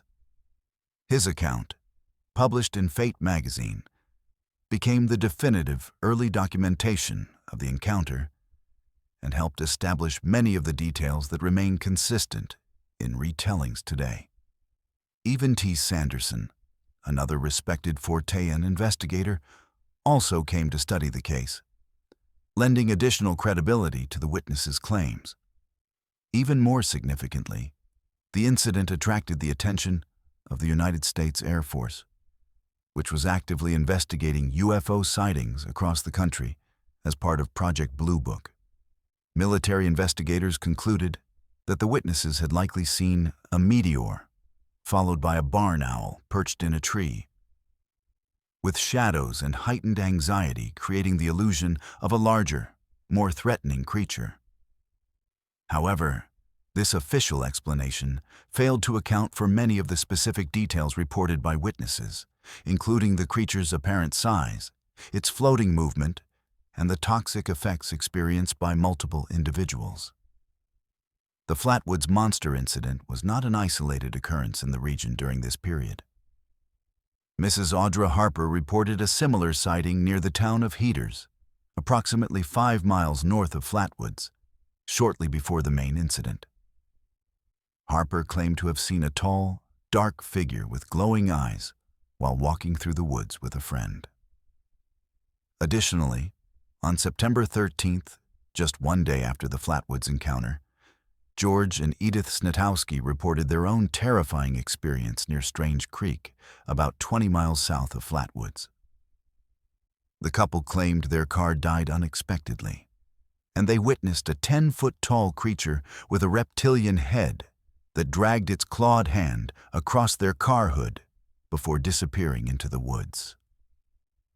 Over the decades since 1952, skeptics have proposed various rational explanations for the Flatwoods Monster encounter. Joe Nickel of the Committee for Skeptical Inquiry conducted an extensive investigation in 2000 and concluded that the witnesses likely saw a meteor, which was indeed observed across 3 states that night, followed by a barn owl perched in a tree. According to this theory, the owl's silhouette, combined with shadows from tree branches and the witness's heightened state of fear, created the illusion of a much larger, more threatening creature. The toxic symptoms, Nichols suggests, were simply the result of hysteria and overexertion. However, this skeptical explanation has failed to satisfy many researchers and local residents. The consistency of witness testimony, the specific details provided by multiple independent observers, and the physical evidence reported at the scene continue to challenge conventional explanations. Moreover, the Flatwoods incident fits into a broader pattern of similar encounters throughout West Virginia during the 1950s, suggesting either a coordinated hoax, which seems unlikely given the scattered locations and independent witnesses, or genuine, unexplained phenomena. The cultural impact of the Flatwoods Monster has been profound and enduring. The creature has become an integral part of West Virginia folklore and Appalachian legend, inspiring countless books, documentaries, television shows, and even video games. The town of Flatwoods erected a welcome sign designating it as the home of the Green Monster, and the Flatwoods Monster Museum in nearby Sutton draws thousands of visitors annually. The Braxton County Convention and Visitors Bureau has built 5 giant chairs shaped like the monster throughout the county, creating a tourist trail for cryptid enthusiasts. The legend has also permeated popular culture far beyond West Virginia. References to the Flatwoods Monster appear in video games such as Fallout 76 and Everybody's Golf 4, while the History Channel's series Project Blue Book dedicated an entire episode to the incident. Since 2019, Flatwoods has hosted an annual Flatwoods Monster Convention, cementing the creature's place in contemporary American folklore. What makes the Flatwoods Monster case particularly compelling is its documentation and the credibility of its witnesses. Unlike many cryptid sightings that rely on single, anonymous accounts, this incident involved multiple named witnesses, including a National Guardsman and a respected community member, all of whom maintained their stories despite decades of scrutiny and skepticism. The physical evidence, though limited, was documented by local newspapers and investigators, and the broader context of similar sightings throughout the region during the same period adds additional weight to the witnesses' claims. The Flatwoods Monster represents more than just another cryptid sighting. It embodies the intersection of Cold War anxiety, rural isolation, and the eternal human fear of the unknown that permeates Appalachian culture. Whether the witnesses encountered an extraterrestrial visitor, a misidentified animal, or something else entirely, their experience reflects the enduring power of the mountains to harbor mysteries that challenge our understanding of reality itself.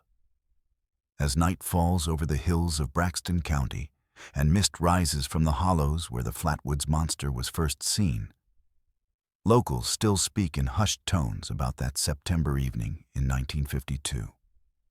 The creature may never have been seen again, but its legacy lives on, a testament to the enduring mysteries that lurk in the shadows of the Appalachian Mountains, waiting to challenge everything we think we know about the world around us. Let's move to our 9th story. The haunting phenomenon known as the Phantom Hiker, a mysterious figure that has been encountered by countless hikers throughout various sections of the Appalachian Trail for decades. Unlike other Appalachian legends rooted in ancient Cherokee lore or colonial-era encounters, the Phantom Hiker represents a modern mystery, a ghostly figure whose appearances are documented in hiking forums, Reddit threads, trail journals, and personal testimonies from experienced outdoorsmen who stake their reputations on what they witnessed in the misty hollows and rocky ridges of America's most famous hiking trail. The Phantom Hiker is not confined to a single location or mountain, making this phenomenon uniquely unsettling. Reports span from Grandfather Mountain in North Carolina to the remote stretches near Pierce Pond in Maine, from the fog-shrouded ridges of Pennsylvania to the ancient forests of Virginia. What connects these diverse sightings is the remarkable consistency of witness descriptions. A solitary figure, usually male, dressed in outdated hiking gear, who appears suddenly on the trail, walks with purpose and unusual speed, ignores all attempts at communication, and then vanishes without explanation. The most documented encounters occur near Grandfather Mountain in North Carolina, where the Phantom Hiker has become something of a local legend among the hiking community. Witnesses describe him as an older man with a rugged, weathered appearance and a full beard, dressed in what appears to be clothing from the mid-20th century. He carries a canvas army backpack and a long walking stick, gear that seems anachronistic compared to modern lightweight hiking equipment. Most significantly, he appears primarily during the evening hours when daylight is fading and most day hikers are heading back to their vehicles. One of the most compelling accounts from Grandfather Mountain comes from a group of 3 hikers who encountered the Phantom during a late afternoon trek in the backcountry. As they rested and shared granola bars, one hiker mentioned they were in an area where the Phantom Hiker had been reported, prompting discussion of the legend. Later, as they navigated a difficult rocky stretch on their return to the parking area, they encountered a tall, gruff-looking man with a craggy face and beard, wearing old-fashioned clothing and carrying a rough pack on his back. The figure passed them without acknowledging their greetings, hiking at an impossible pace toward the bottom of the mountain. When the group turned around just seconds later to point him out, the man had completely vanished from the bare, rocky hilltop, where there was nowhere to hide. A ranger later confirmed that no one matching that description had been found during his sweep of the mountain. The Pierce Pond area of Maine has generated equally disturbing accounts of phantom encounters. One solo hiker reported seeing a ghostly figure with the appearance of a woodsy outdoorsman type, carrying what appeared to be fishing gear near his campsite. The spectral figure appeared on 2 consecutive nights, first fading into darkness after being spotted, then on the second night, stopping to stare directly at the terrified camper before the hiker fled into the forest and hid behind a tree until morning. The witness hastily broke camp and left the area before nightfall the following day. Perhaps the most unsettling encounter occurred in May 1972, when a solo hiker experienced what can only be described as a temporal anomaly. While walking through a section of the Appalachian Trail, the hiker suddenly found himself surrounded by an unusually thick ground fog. Through the mist emerged a large figure wearing a heavy coat and wide-brimmed hat, walking with a staggered gait while staring at the ground, as if searching for something lost. As the phantom approached, the living hiker moved aside to avoid collision. But when they came close enough for eye contact, the witness was shocked by the apparition's cloudy blue eyes that seemed to stare straight through him. The figure's clothing appeared to be from a different historical period entirely, and when the hiker attempted to speak, the phantom showed no response or acknowledgement. After passing by, the hiker turned to look back and discovered the figure had completely vanished. Modern technology and social media have brought new dimensions to phantom hiker encounters. Reddit users on r/Appalachian Trail regularly share their own experiences, often describing similar details despite being separated by years and hundreds of miles. One particularly detailed account describes a hiker noticing a man ahead on the trail wearing an old-school giant-framed pack and short 70s-style gym shorts. When the witness approached the location where the figure had been standing, the area was completely empty despite clear sight lines through thin, sparse trees. The poster noted that locals later told him stories about a ghost in that particular area, though he couldn't determine if they were simply trying to scare him after learning of his encounter. The psychological impact of these encounters extends beyond simple fear or curiosity. Many witnesses report lasting unease and a fundamental shift in their perception of the wilderness. The consistency of reports across different states, decades, and independent witnesses suggests something more significant than mere imagination or misidentification. Trail veterans who have spent countless nights in remote locations often become believers after their first phantom hiker encounter, abandoning their skepticism in favor of healthy respect for the unexplained. What makes the phantom hiker phenomenon particularly compelling is its integration with established hiking culture and trail communities. Shelter registers, the logbooks maintained at Appalachian Trail shelters, occasionally contain cryptic entries that some believe are left by the phantom himself. These entries, written in old-fashioned handwriting, often contain references to trail conditions or landmarks that predate the modern trail system. Park rangers and trail maintainers, while typically reluctant to discuss supernatural encounters officially, privately acknowledge the pattern of reports and advise hikers to trust their instincts if they feel uncomfortable during encounters with other trail users. The phantom hiker legend has evolved to encompass multiple theories about the entity's origin and purpose. Some believe he represents the spirit of a dedicated hiker who died on the trail and chose to continue his eternal journey through the mountains he loved. Others suggest he may be the ghost of an early trail pioneer, perhaps someone involved in the original construction or mapping of the Appalachian Trail system. More ominous theories propose that he serves as a harbinger or warning, appearing before accidents or dangerous weather conditions threaten other hikers. Scientific skeptics attempt to explain the phenomenon through various rational means. Fatigue-induced hallucinations, misidentification of other hikers in poor lighting conditions, or the psychological effects of isolation and suggestion. However, these explanations struggle to account for the specific details consistently reported across different encounters. The daylight sightings in clear conditions, and the immediate vanishing that multiple witnesses have documented. The cultural significance of the phantom hiker extends beyond simple ghost stories into the realm of trail folklore and hiking tradition. Experienced through hikers often share phantom encounters as part of initiation rituals for newcomers. But the reverent tone of these tellings suggests genuine belief rather than mere entertainment. The phenomenon has become woven into the social fabric of long-distance hiking culture, serving as both warning and wonder. A reminder that the wilderness holds mysteries that transcend our understanding.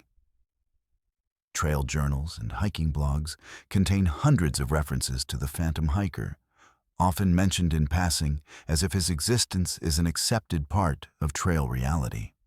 Some hikers actively seek encounters with the mysterious figure, camping in known sighting areas or hiking during the preferred twilight hours when he's most commonly seen.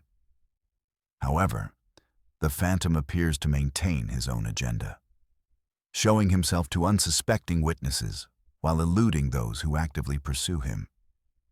The phenomenon raises profound questions about the nature of the Appalachian Trail itself and its relationship with those who traverse its length. As America's longest hiking-only footpath, the trail represents more than mere recreation. It serves as a pilgrimage route, a means of spiritual connection with the natural world, and a test of human endurance and determination. In this context, the phantom hiker may represent the culmination of that spiritual journey, a guardian spirit of the trail who embodies the eternal quest for connection with the wilderness. Environmental factors may contribute to the frequency and intensity of phantom hiker encounters. The Appalachian Mountains are among the oldest on Earth. Their ancient ridges and hidden valleys steeped in geological and cultural history that spans millennia.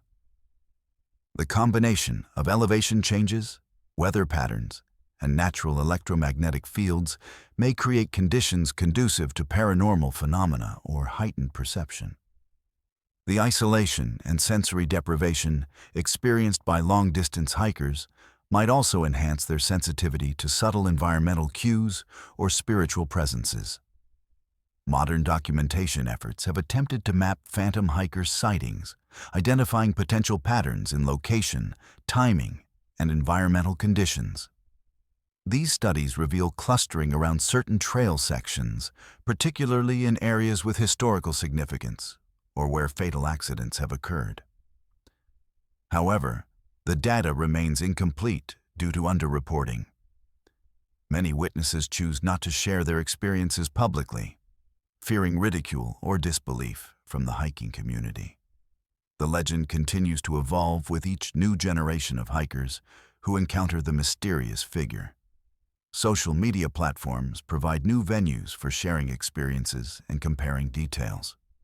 While GPS technology allows for precise location documentation that was impossible in earlier decades. Yet despite technological advances, the phantom hiker maintains his mystery, appearing and vanishing according to his own inexplicable schedule.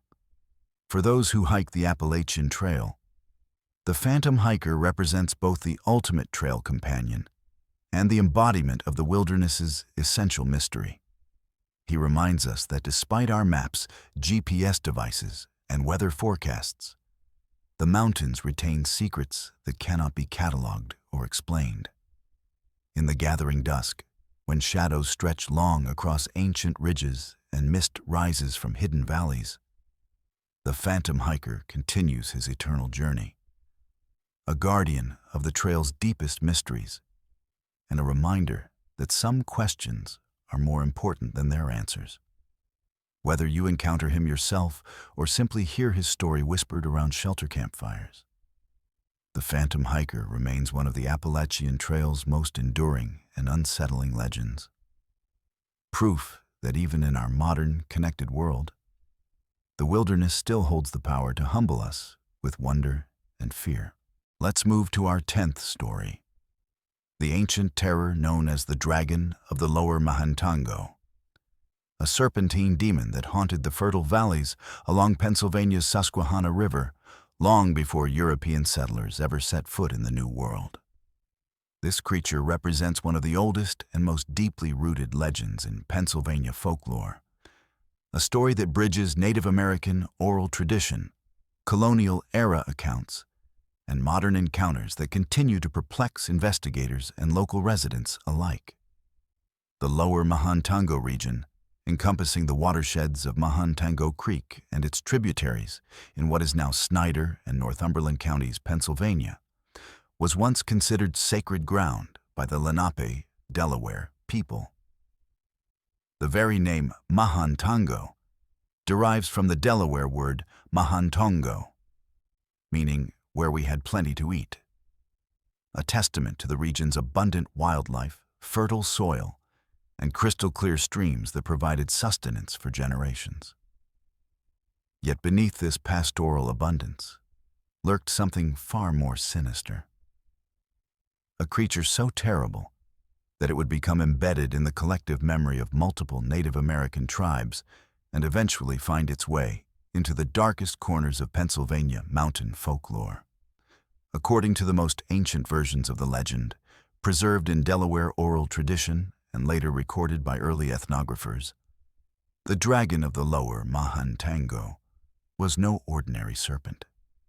Described as a massive, elongated creature with scales that shimmered like black water in moonlight, it possessed supernatural powers that allowed it to control the weather, poison waterways, and bring disease to any who dared settle too close to its domain. The creature was said to be as long as 10 canoes placed end to end, with eyes that glowed like embers and breath that could wither crops and sicken livestock from great distances. The dragon's presence was first documented in the rich vales bordering the Susquehanna River, where Native American communities had thrived for centuries. These settlements, strategically located along fertile floodplains and near abundant fishing grounds, represented some of the most prosperous indigenous communities in the region. Yet according to tribal accounts, this prosperity came at a terrible price. The constant threat of the great serpent that persisted in annoying the good Indians who resided in the rich vales. The creature's method of terrorizing local populations was as insidious as it was effective. Rather than launching direct attacks, the dragon employed psychological warfare and environmental manipulation. Witnesses described how the beast would emerge from deep pools in Mahantongo Creek during the darkest nights, its massive coils creating ripples that could be heard from miles away. The creature would then release a toxic miasma that would drift across sleeping villages, causing nightmares, fever, and unexplained illnesses that could last for weeks. One of the most detailed accounts of the dragon's activities comes from Chief Tammany's nephew, whose story was preserved by early Moravian missionaries. According to this testimony, the dragon possessed the ability to assume different forms, sometimes appearing as a massive water snake, other times manifesting as a dragon-like creature with rudimentary wings formed from extended ribs and membrane. Similar to the anatomical adaptations observed in other cryptid encounters throughout Appalachia, this shape-shifting ability made the creature nearly impossible to track or confront directly, as hunters never knew whether they were pursuing a terrestrial or aquatic entity. The psychological impact on Native American communities was profound and lasting. Entire villages would relocate when the dragon's presence became too oppressive, abandoning prime agricultural land and established trade routes rather than continue living under the creature's shadow. Shamans and medicine men attempted various rituals to drive away the beast, but these efforts seemed only to anger it further, resulting in more frequent and violent manifestations. When European settlers began arriving in the Mahantongo Valley during the early 18th century, they initially dismissed Native American warnings about the dragon as primitive superstition. However, their skepticism quickly evaporated as they began experiencing unexplained phenomena that matched the descriptions provided by indigenous elders. Johann Conrad Weiser, the famous Indian interpreter and one of the first Europeans to establish permanent residence in the region, documented several encounters in his personal journals describing a great serpent of unusual size and malevolent disposition that seemed to take particular pleasure in terrorizing newcomers to the valley. The dragon's activities escalated during the tumultuous period leading up to the Penns Creek Massacre of 1755. Historical accounts suggest that the creature's increasingly aggressive behavior may have been connected to the growing tensions between Native American tribes and European settlers. In the months preceding the massacre, numerous settlers reported seeing a massive serpentine shape moving through the waters of Mahantango Creek, accompanied by an overwhelming stench of decay and sulfur that would linger for days after each sighting. One particularly chilling account from this period involves the Ziegler family, German immigrants who had established a small farm along the creek's north branch. According to surviving family letters, the Zieglers began experiencing nightly visitations from something they described as der große Schlange, the great snake. The creature would approach their cabin after midnight, its massive body creating deep furrows in the soft earth around their property. The family's livestock would become violently ill after these visits, and their well water would turn brackish and undrinkable for weeks at a time. The situation reached a breaking point when the Zieglers' youngest daughter, Anna, claimed to have seen the dragon in its full glory during a moonlit night in August 1755. According to her testimony, recorded years later by a Lutheran minister, the creature reared up from Mahantango Creek to a height taller than the surrounding trees, its scales reflecting moonlight like armor, and its eyes burning with an unholy fire. The encounter left Anna in a state of shock that persisted for months, and she would never again venture near any body of water after dark. The dragon's reign of terror reached its climax during the autumn of 1755, coinciding with the period of maximum tension between settlers and Native Americans. Multiple sources describe a series of catastrophic events that locals attributed to the creature's wrath. Wells throughout the valley became contaminated with a foul-smelling substance. Crops withered despite favorable weather conditions, and livestock began dying from mysterious ailments that local veterinarians could not explain or treat. The Penns Creek Massacre, which occurred on October 16, 1755, marked a turning point in the dragon legend. According to some accounts, the creature was seen the night before the attack, its massive form moving along the creek like a harbinger of doom. Whether this was mere coincidence or something more supernatural remains a matter of debate, but the timing was certainly ominous. The massacre resulted in 14 deaths and 11 captives, fundamentally altering the demographics and psychology of the entire region. Following the massacre and the subsequent depopulation of many settlements, sightings of the dragon of the lower Mahantango became less frequent, but no less terrifying. The creature seemed to retreat deeper into the wilderness, emerging only occasionally to remind locals of its continued presence. Pennsylvania German settlers who gradually repopulated the region brought their own traditions of dragon lore, which merged with existing Native American legends to create an even more complex and frightening mythology. By the early 19th century, the dragon had become integrated into local folklore as a permanent, if dormant, threat. Children were warned never to swim alone in Mahantango Creek, and hunting parties would carry silver bullets specifically for protection against the creature.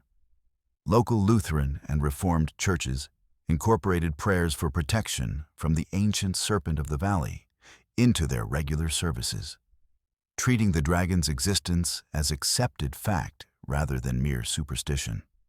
The industrial development of the 19th century brought new encounters with the dragon. Pennsylvania railroad workers constructing lines through the Mahantango Valley reported numerous unexplained incidents. Tools would disappear overnight. Sections of freshly laid track would be found mysteriously warped or displaced, and work crews would occasionally discover massive snake-like impressions in soft earth that were far too large to have been made by any known species. One particularly well-documented incident occurred in 1847, when a railroad construction crew working near the creek's confluence with the Susquehanna discovered what appeared to be a series of underground chambers connected by tunnels large enough for a grown man to walk through. The chambers contained strange deposits of sulfur and what appeared to be shed snake scales of enormous size. When company officials ordered the chambers sealed with dynamite, workers reported hearing roars of rage emanating from deep underground that continued for several hours after the explosions. The dragon legend persisted well into the 20th century, with sporadic sightings continuing to be reported by hunters, fishermen, and hikers throughout the region. Modern accounts describe a creature that has perhaps grown more reclusive, but no less formidable. Pennsylvania Game Commission records from the 1950s and 1960s contain several reports of unusually large snake-like animals observed in the Mahantango watershed, though officials consistently attributed these sightings to misidentified timber rattlesnakes or released pet pythons. Contemporary encounters with the dragon of the lower Mahantango often involve environmental anomalies that echo the historical accounts. Hikers report suddenly encountering areas where the air becomes thick and difficult to breathe, often accompanied by a strong sulfurous odor that seems to have no identifiable source. Local trout streams, which normally maintain consistent temperatures, occasionally experience sudden warming that kills fish in large numbers. Events that state environmental officials have never been able to adequately explain. Modern cryptozoologists and paranormal investigators who have studied the dragon legend point to several factors that lend credibility to the accounts. The consistency of descriptions across different time periods and cultural groups, the specific geographical focus of the sightings, and the detailed environmental effects described by witnesses all suggest something more than mere folklore or mass hysteria. The dragon of the lower Mahantango represents something deeper than a simple monster story. It embodies the complex relationship between human settlement and the wild, untamed forces of the natural world. In a region where Native American spirituality, European folk traditions, and frontier pragmatism converged, the dragon legend serves as a powerful reminder that some aspects of the natural world remain beyond human understanding or control. Today, as development continues to encroach upon the Mahantango watershed and climate change alters the region's ecological balance, some locals wonder whether disturbing the dragon's ancient domain might awaken forces that have slumbered for generations. Whether the dragon of the lower Mahantango represents a physical creature, a spiritual entity, or something else entirely, its legend continues to serve as a cautionary tale about the consequences of ignoring the deeper mysteries that lie beneath Pennsylvania's deceptively peaceful mountain landscapes. For those brave enough to explore the valleys where Mahantango Creek winds through ancient forests and forgotten settlements, the dragon's presence can still be felt in the sudden chill that descends without warning. The inexplicable sense of being watched from the depths of dark pools, and the knowledge that some secrets of the Pennsylvania mountains are older and more terrible than anything European settlers ever imagined. Let's move to our 11th and last story. The enduring mystery of the screaming woman of the Horrors, a phenomenon that has haunted the deepest valleys of Appalachia for generations, terrifying locals with blood-curdling shrieks that pierce the mountain night.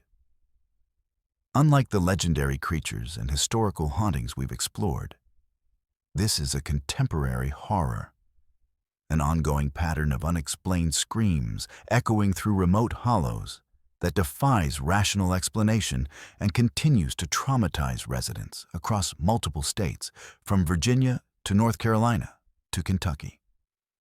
The phenomenon is as widespread as it is disturbing. Across the Appalachian region, residents in isolated communities report the same terrifying experience.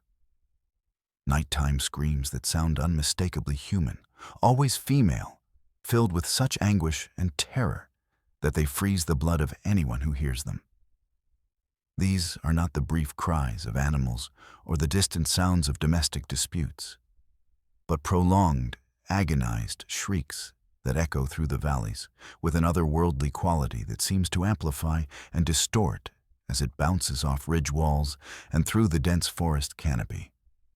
One of the most disturbing aspects of these encounters is their consistency across different geographic locations and time periods. In Scott County, Virginia, residents describe a pattern that became particularly intense during the late 1990s and early 2000s. Local families reported hearing what they described as a woman screaming like she was being murdered. Sounds so distinctive and terrifying that multiple households would simultaneously call local authorities, convinced they were witnessing an actual crime in progress. When police and search teams investigated these reports, they invariably found nothing. No evidence of violence, no signs of struggle, and most disturbingly, no logical source for the screams. The psychological impact on communities experiencing these phenomena is profound and lasting. One Scott County resident recalled how their grandmother heard the screams one night and was so shaken by the experience that she refused to go outside after dark for weeks afterward. Another family described hearing the screaming while getting alcohol poisoning in a farmer's back 40. Even in their intoxicated state, the sound was so unnatural and disturbing that it sobered them instantly and sent them fleeing back to civilization. What makes these screams particularly unsettling is their acoustic properties. Witnesses consistently describe how the sound seems to echo and reverberate through the hollows in ways that natural sound shouldn't, creating an effect that one resident described as like screaming in a concert venue. The screams appear to have an almost supernatural ability to carry vast distances, with families separated by miles of mountain terrain reporting identical sounds occurring simultaneously. This acoustic phenomenon has never been adequately explained by sound engineers or acoustic specialists who have studied the reports. The High Knob Mountain area near Scott County became such a hotbed of screaming incidents that residents finally demanded answers from local wildlife authorities. The game warden's response was cryptic and unsatisfying. He stated that he couldn't confirm nor deny that mountain lions had been released into the wild on the High Knob Mountain. This non-answer only fueled more speculation and fear among locals, who pointed out that mountain lions, while known for their distinctive vocalizations, don't produce the specific type of prolonged, human-like screaming they were experiencing. Modern technology has captured some of these unexplained vocalizations, creating audio evidence that defies easy categorization. Hikers and campers throughout Appalachia have recorded sounds that professional wildlife experts cannot identify. One particularly haunting recording captures what sounds like a combination of human screaming with animalistic fury. A sound so disturbing that even hardened investigators admit it makes their skin crawl. The recordings often capture not just the screams themselves, but the eerie silence that follows. A complete absence of normal forest sounds, as if every living creature in the area has been frightened into absolute stillness. The phenomenon extends beyond simple vocalizations to include what researchers term lure screaming, instances where the cries seem deliberately designed to draw people deeper into dangerous terrain. Local folklore and safety guidelines specifically warn against investigating screams in the woods, with experienced mountain residents teaching their children a fundamental rule. If you hear screaming in the woods, ignore it and don't go towards the direction of the screams to try and help. That is something trying to lure you further into the forest. This warning takes on additional weight when considered alongside documented cases of people who have disappeared after investigating such sounds. While no direct causal relationship has been established, the timing and circumstances of some disappearances align disturbingly with reports of unexplained screaming in the same areas. Search and rescue teams have noted that missing person cases in certain Appalachian regions often involve individuals who were last seen heading toward areas where other hikers reported hearing distressing vocalizations. The Great Smoky Mountains National Park has been a particular focus for these phenomena, with multiple documented incidents involving hikers and campers. One of the most famous cases involves Harold Key, who was having a family picnic when he heard what he later described as a scream that was enormous and sickening and fundamentally wrong. Key, who had decades of experience in mountain living, emphasized that the sound wasn't a cry of an animal or anything he'd ever heard, and wasn't a human in distress. The timing of this incident, occurring shortly after the disappearance of Dennis Martin, a 6-year-old boy who vanished in the park, has led some researchers to theorize connections between the screaming phenomena and missing person cases. Scientific attempts to explain the screaming have produced various theories, none of which fully account for all reported characteristics. Wildlife biologists point to red foxes, which can produce surprisingly human-like vocalizations, especially during mating season. Fox screams can indeed sound remarkably like a woman in distress, particularly at night when other environmental sounds are minimal. However, fox vocalizations typically last only a few seconds, while the Appalachian screaming incidents often involve prolonged episodes lasting minutes at a time. Mountain lions represent another proposed explanation, though their presence in Appalachia remains highly disputed among wildlife authorities. While confirmed mountain lion populations don't exist in most of the region, occasional individual animals may wander through from western habitats. Mountain lion screams can indeed sound human-like and are notoriously chilling. But again, the vocalizations don't match the specific characteristics reported by witnesses, particularly the prolonged duration and the specific acoustic properties described. More disturbing are the reports that include visual components alongside the screaming. Some witnesses describe seeing shadowy figures in connection with the sounds, shapes that appear human but move in ways that suggest something else entirely. These sightings typically occur at the periphery of vision and in poor lighting conditions, making positive identification impossible. But the consistency of descriptions across different incidents and locations suggests a pattern that goes beyond simple misidentification. The cultural impact of the screaming woman phenomenon extends deep into Appalachian folklore and daily life. Children grow up learning to distinguish between different types of nighttime sounds, with particular attention paid to identifying screams that might indicate genuine human distress versus those that experienced locals recognize as something else entirely. This traditional knowledge represents generations of accumulated wisdom about surviving in mountain environments, where the line between natural and supernatural threats remains deliberately blurred. Reddit forums and online communities dedicated to Appalachian mysteries contain hundreds of first-hand accounts from individuals who have encountered the screaming phenomenon. These reports show remarkable consistency in describing not just the sounds themselves, but the emotional and physical responses they provoke. Witnesses consistently report immediate and overwhelming fear responses, often describing how the screams trigger fight-or-flight reactions so intense that even rational, skeptical individuals find themselves fleeing without conscious thought. One particularly detailed account describes how the witness initially thought they were hearing just wind going through the trees, but quickly realized they were listening to a gut-wrenching male screaming. This description highlights another disturbing aspect of the phenomenon. While most reports describe female-sounding screams, some incidents involve what appear to be male voices in equally extreme distress. The gender variation suggests either multiple sources for the phenomena or something capable of producing different vocal characteristics. The temporal patterns of the screaming add another layer of mystery. While incidents can occur at any time of year, many witnesses report increased activity during specific seasons or weather conditions.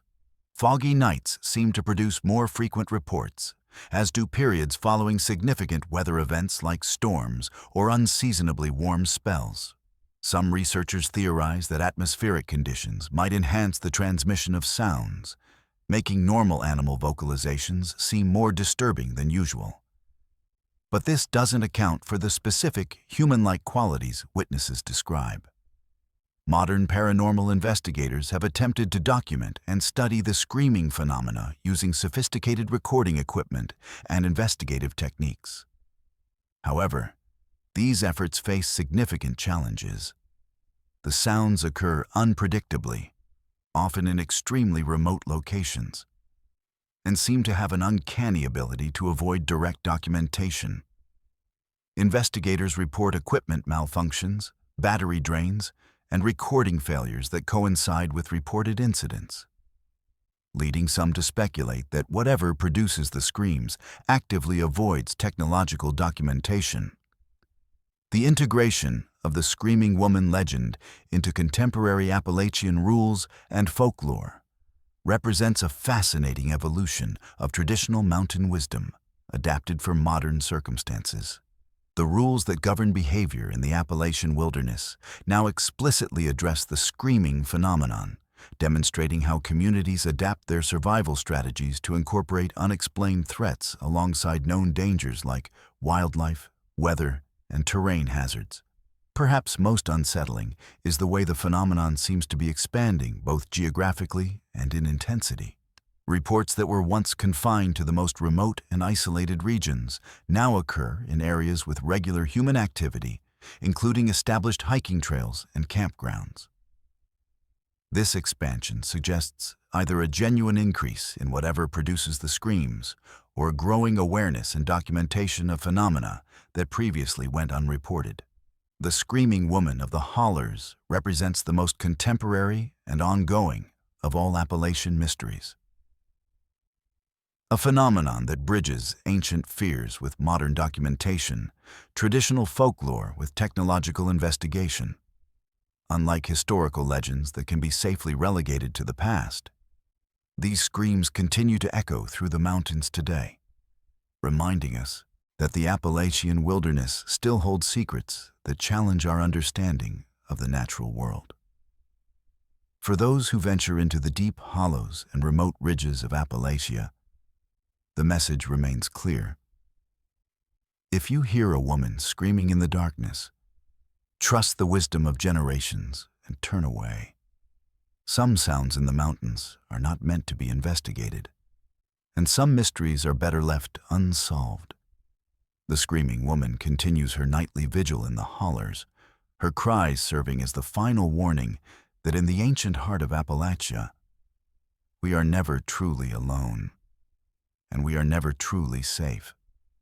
As we reach the end of our terrifying journey through the 11 most disturbing true Appalachian Mountains horror stories, we've witnessed how these ancient ridges and forgotten hollows harbor secrets far darker than their misty beauty suggests.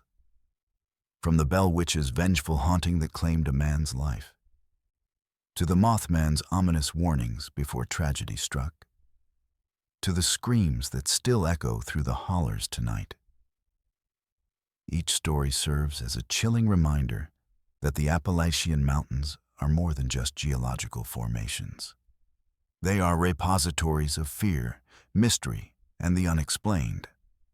What makes these stories truly terrifying isn't just their supernatural elements, but their foundation in documented history, eyewitness testimony, and ongoing encounters that continue to this day. These aren't mere campfire tales. They're warnings passed down through generations, carved into the collective memory of communities that understand the mountain's true nature. The Cherokee knew it, the early settlers learned it, and modern witnesses confirm it. Some places on Earth were never meant for human habitation. If you've made it this far, you've proven you have the courage to confront the darkness that lurks in America's oldest mountain range. But remember, knowledge comes with responsibility. These stories aren't just entertainment. They're survival guides for anyone brave enough to venture into the deep woods and forgotten valleys where civilization fades and ancient terrors still roam. Verified Fears will continue to uncover the documented horrors that official sources prefer to ignore.